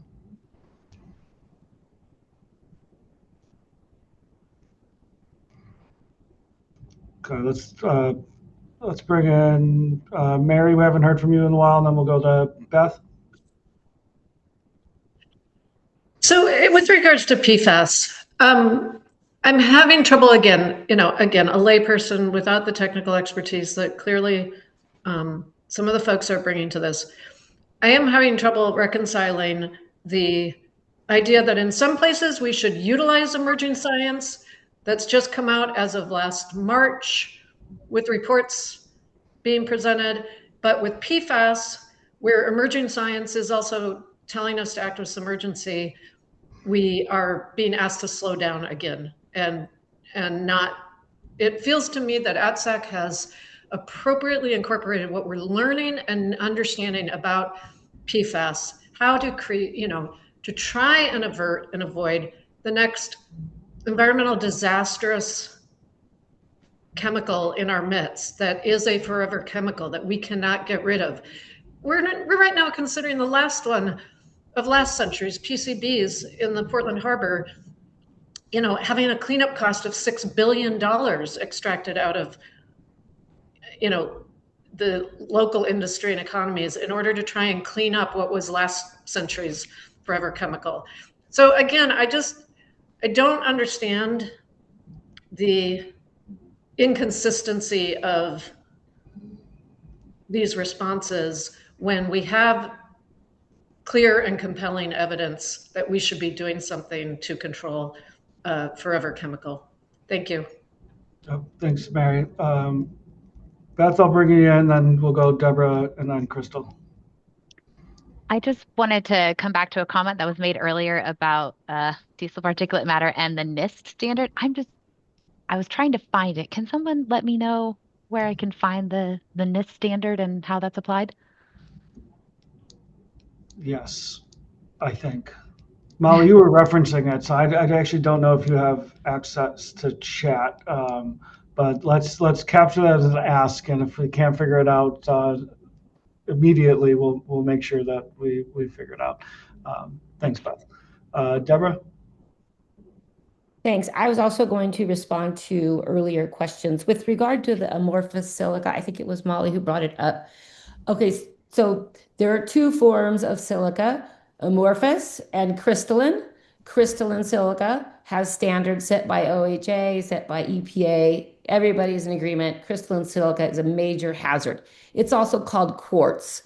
So the quartz countertop is not amorphous silica. It is crystalline silica. So we're talking about silica that is the far less toxic form, just to be clear.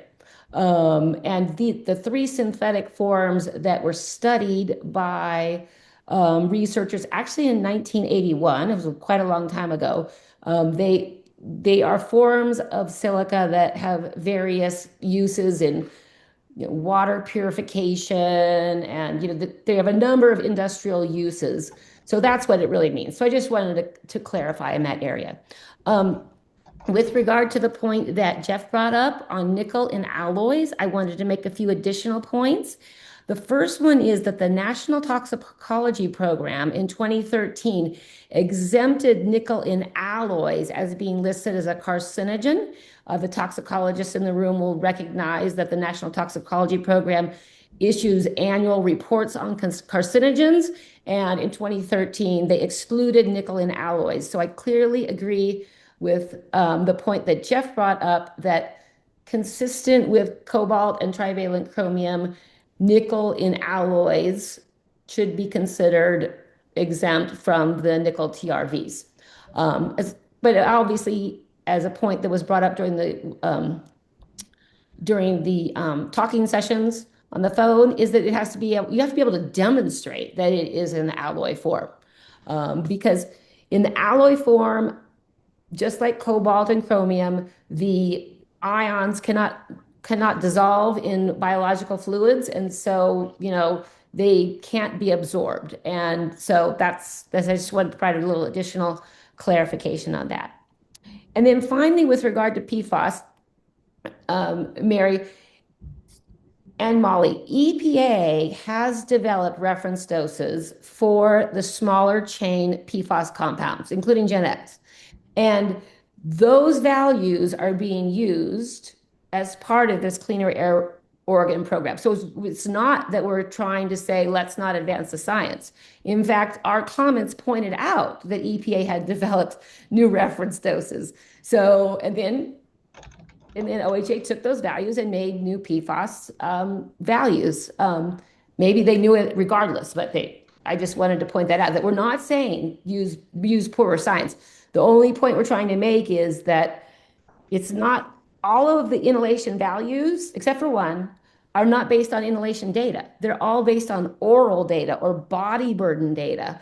And so it's very difficult to go from, with a strong scientific basis, to go from an oral value to an inhalation value for many of these compounds. So that's the point I wanted to make, and I just wanted to provide a little clarity there.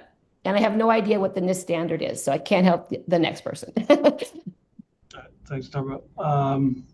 Who's next? Crystal?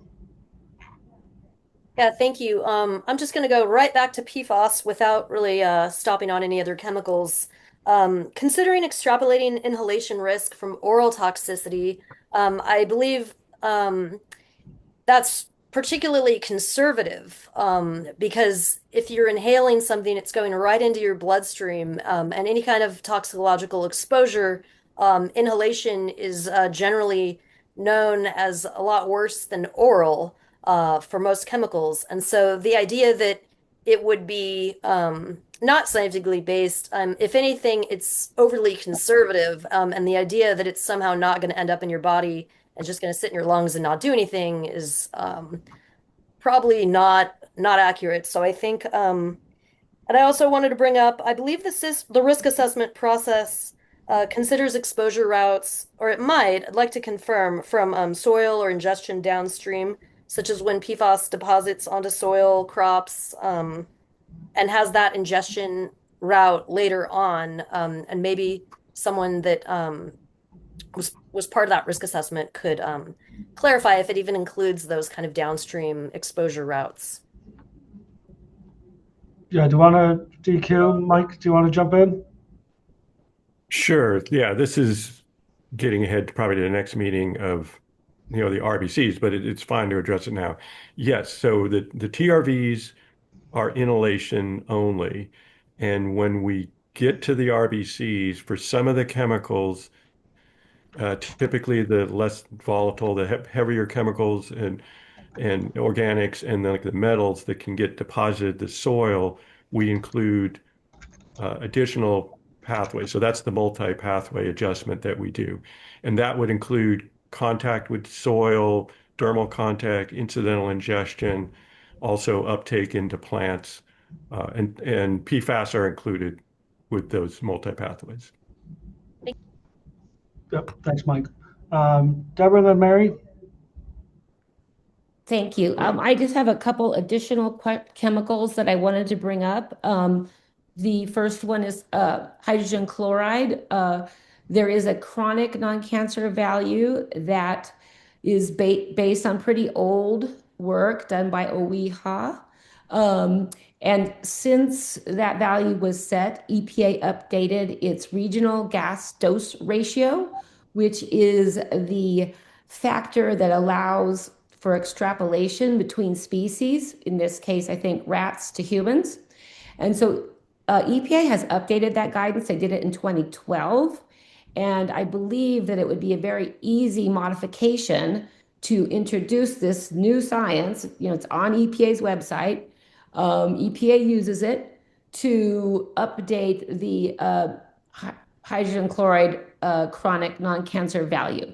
And this could certainly be done in consultation with ATSAC, or it might be something that's so reasonably straightforward that OHA would consider doing it on its own.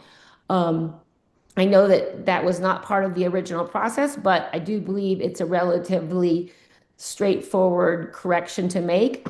In this particular case, it would raise the chronic value somewhat, but then there are other cases in which it would lower it. So it's just an advancement of the science that I think we can incorporate. The other chemical I wanted to talk about very briefly is naphthalene. Okay. Again, the same point I'd like to raise is that this new guidance could be applied to naphthalene. ATSDR did not use that guidance when they set their MRL or their equivalent of it, which was very recently done, I think 2024. However, I'm not sure why they didn't use it, but EPA used it in 2024 for formaldehyde. So I do think, once again, that it's an easy change to make. I made a comment with regard to the benchmark dose modeling for naphthalene and got pushback from OHA. And I would like to say that I think that's a fair pushback with regard to the model fit. It's very difficult to fit the model for the naphthalene data that's available. So I just wanted to raise it that I still think there are issues that could be easily addressed with these two chemicals. And then just finally, I just can't help to let the PFAS issue go. Yes, I didn't even intend to talk about it, but the models assume 100% absorption, whether you do it by inhalation or by oral. So it's not a conservative value necessarily to assume that you can extrapolate from oral to inhalation. It's just that once it gets into the body, it accumulates, and that accumulated mass is what drives the effect. So it's not absorption, is not the point. So I just wanted to add a little bit more discussion to it. Right. And I think I'm ready to stop talking about individual chemicals. I'm sure everybody's pleased. Thank you, Deborah. Jeff?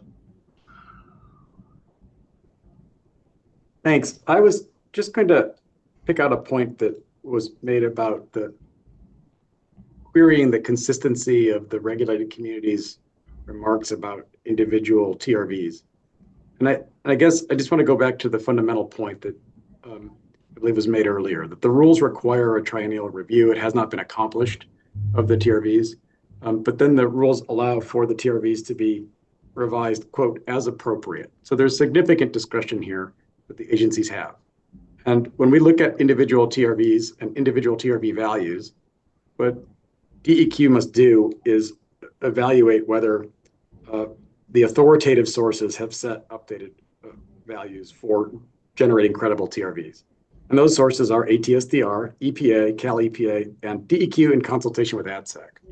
So in response to the idea that the comments are inconsistent, what we believe is that DEQ in consultation with ADSEC should be paying closest attention where there are TRVs of potentially manifest significance to the regulated community, such that we would be inadvertently causing impacts on and burdens on the regulated community that would otherwise could be avoided if we resorted to current science. That's entirely consistent because with respect to chronic PFAS, we're just saying, please don't go and put us out in front of where the other authoritative sources could end up.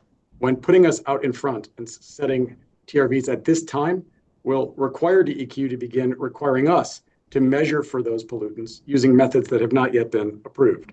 And so again, it's all about, in my view, you can't set a TRV independent of thinking about how does this program get administrated and can it be administrated effectively to protect our communities and ensure that we're not placing undue burden on limited businesses. Again, currently we've evaluated perhaps a dozen individual existing businesses, and I would suggest that that's because we're spending a lot of time setting the most conservative possible values in this state without thinking about whether we can or have the resources to administrate a program that actually does that. Right. Thank you, Jeff. Crystal? Thank you. Considering chronic PFAS, I feel that I'd love to be in front of preventing illness, disability, and death for Oregonians. And I think we can all agree that inhaling PFAS is at least roughly similar to ingesting it, which means that the proposed TRVs are probably where they should be. Considering naphthalene, particularly methyl naphthalene, OHA's response to the comments was that ATSDR developed the MRL for naphthalene in 2025 with knowledge of EPA's dosimetric adjustment guidance from both 2012 and 1994. In addition, ATSDR chose a benchmark dose model output that was among those deemed viable by the software. Considering the options, ATSDR still chose to follow the 1994 guidance after their extensive review process in developing MRLs. In line with using authoritative sources, OHA recommends keeping the current proposed TRV based on ATSDR's acute MRL for naphthalene. And so I just wanted to go ahead and emphasize that because I think particularly methyl naphthalene will be critical in our discussions of diesel and data center air pollution. All right. Thanks, Crystal. So Deborah, just before I come back to you, this will be the last conversation that we have for part one of part two discussions for the RAC. We do have space reserved at the end of our meeting for public input.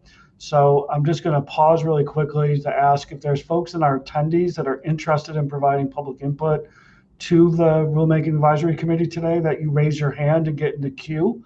And so when we open that part of the agenda, I can both pay attention to the number of folks so we have plenty of time, but also we can do this in an orderly fashion. So Deborah, I'll come back to you, but if you're a member of the public that's like to offer public input, please raise your hand, and there should be a raise hand button at the bottom of your screen. If you click that, we'll get in the queue for public input. Deborah, to you. Thank you. Appreciate it. I wanted to talk about use of the intermediate exposure ATSDR TRVs. They call them MRLs, but I'm going to call them TRVs for simplicity, for acute values. So the process is that if there are no acute values that can be used from an authoritative source, but there are intermediate values, particularly from ATSDR, because they're the ones who set intermediate values, that the exposures could be used to set acute TRVs for Oregon, which I think is, should require additional thought. And in particular, there are some health effects that occur just from insoluble particle loading to the lung. And so an example would be trivalent chromium, which is insoluble and for which the ATSDR intermediate TRV was initially used for the oh my goodness, been talking too long. Oregon value. But the concern is that you're not going to have a particle loading health effects to the lung from an exposure period of 24 hours. So what I think would be advisable is for all of those cases, is to look at the health effect. And similar to the way OHA has established guidelines for sensory irritants, to consider whether or not the health effect, in particular, particle overload, would occur from a short-term exposure. So I would like to suggest that as an addition to the type of review that is done. Thanks, Deborah. Let's go, Crystal, and then I'll just ask if I haven't heard from you or haven't heard from you in a while that we prioritize some space for folks as part of our kind of wrap up of today's version of the TRV conversation. We can revisit it at our next meeting as well. Crystal? Yeah, thank you. Considering insoluble particle loading in the lungs, and that PFAS is lipophilic, and therefore I just wanted to point out that that's why using an ingestion exposure route to approximate an inhalation exposure is probably conservative for PFAS exposures. Okay. Thanks, Crystal. So love to invite folks, and this you can go as technical as or less technical if that's appropriate, but we have a number of other interest-based perspectives in the room and just want to make sure folks have some space to offer any reflection, any comment, or any additional detail for today's purposes.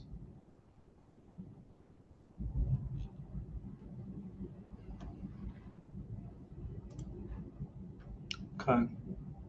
Not seeing any. And then I'll do a reminder for if you're a member of the public that would like to offer public input for today's conversation, we'll do one last call to raise your hand. And again, there's a raise hand button on the bottom of your webinar screen. Not seeing any. Okay. Well, officially kind of close the public input portion of today's meeting, but for those that are joining this meeting or may watch or join the next meeting, just a reminder that we'll have public input towards the end of the conversation. So I guess I'll just put out one more last call. If there's other thoughts or comments for today, we are going to kind of end a little early so we don't try to prematurely start a discussion on risk-based concentrations for today's meeting. This doesn't have to also be the last discussion on TRVs, so we can start our next meeting with just a little bit of open space.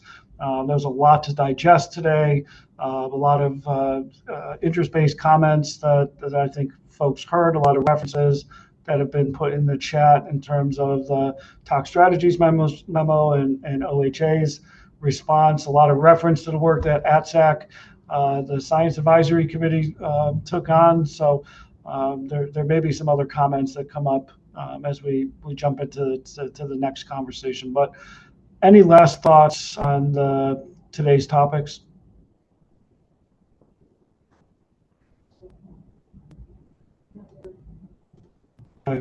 Not seeing any. I'll just Jeff. There you go. Stuck a hand there on me. Jump in. Thanks. I know this is a challenging discussion, and I appreciate various perspectives. I was going to conclude my remarks on behalf of the regulated community by, again, thanking OHA for really looking carefully at the information presented through OBI by Tox Strategies. And again, just to note that the proposed change to more than half of the TRVs that Tox Strategies focused on illustrates a potentially larger set of QC problems with the proposed TOVs that we could not get around to reviewing. It was an extraordinarily expensive exercise to bring in an expert as eloquent and thoughtful and with as many resources and colleagues as Deb has. And we simply could not look at a set of 300 plus chemistries. But we would urge DEQ to direct OHA and ADSEC as possible to identify further process to double check or vet this entire proposed TRV list one last time. And again, to allow for more meaningful input from the public and peers as work on TRVs of specific potential magnitude to regulated community unfolds. Deb spoke to those specific chemistries that are of acute interest, if you will, at this time, and we would really appreciate the devotion of the agency's limited additional attention and resources on those to ensure that they do reflect the current state of the science. Thank you for your facilitating this today, Ben. Yeah, thanks, Jeff, for being facilitated. Crystal, jump in. Yeah, just also wanted to express appreciation for the whole group, all the great discussion and all the work that went into the process. The proposed changes, of course, long delayed, is a really solid effort to catch up Cleaner Air Oregon to where it should be already based on its original intent and timeline. So thank you so much. Yeah, thank you. Well, perhaps with those comments, perhaps as an illustration of just some appreciation for not just the work that got us to this place, but the way that you all engaged in this conversation today. I know we started out with some group agreements around our discussion. I think folks really intently reflected the kind of various perspectives that are around the room today. So I'll just express some appreciation for the depth of the conversation and the obvious preparation that went into today's conversation. So maybe DQ, any final closing thoughts for you, and then we can kind of just talk about the next meeting, and we'll get you out of here a few minutes early for today. JR, do you want to offer some closing? Not just to really thank everybody. It's a lot of material, and it's technical material, and I really appreciate the great conversations that we're hearing and the input that we're getting here. And sort of like the slide says here, new information and/or information to consider in more detail. Please submit to us in writing, for consideration as RAC comments and input. That's great. Well, with that, we'll see you on Thursday for part 2 of the 6 hours that we have together. We'll be discussing risk-based concentrations and a few other issues in terms of the rules and as they go forward. So, Ali, did you want to offer anything? I saw you just came on screen. Maybe you just wanted everybody to see your face and say wave. No, I just wanted to show up and say thank you again. I enjoyed the conversation, and I appreciate everybody's engagement here. This was great. Just what we needed. Thank you, and thank you, Ben, for doing this. Appreciate it. Well, with a place of gratitude and giving you 22 minutes back in your life, thanks for everybody. We'll see you on Thursday at 9 a.m. Have a wonderful rest of your Monday. Take care. Thank you.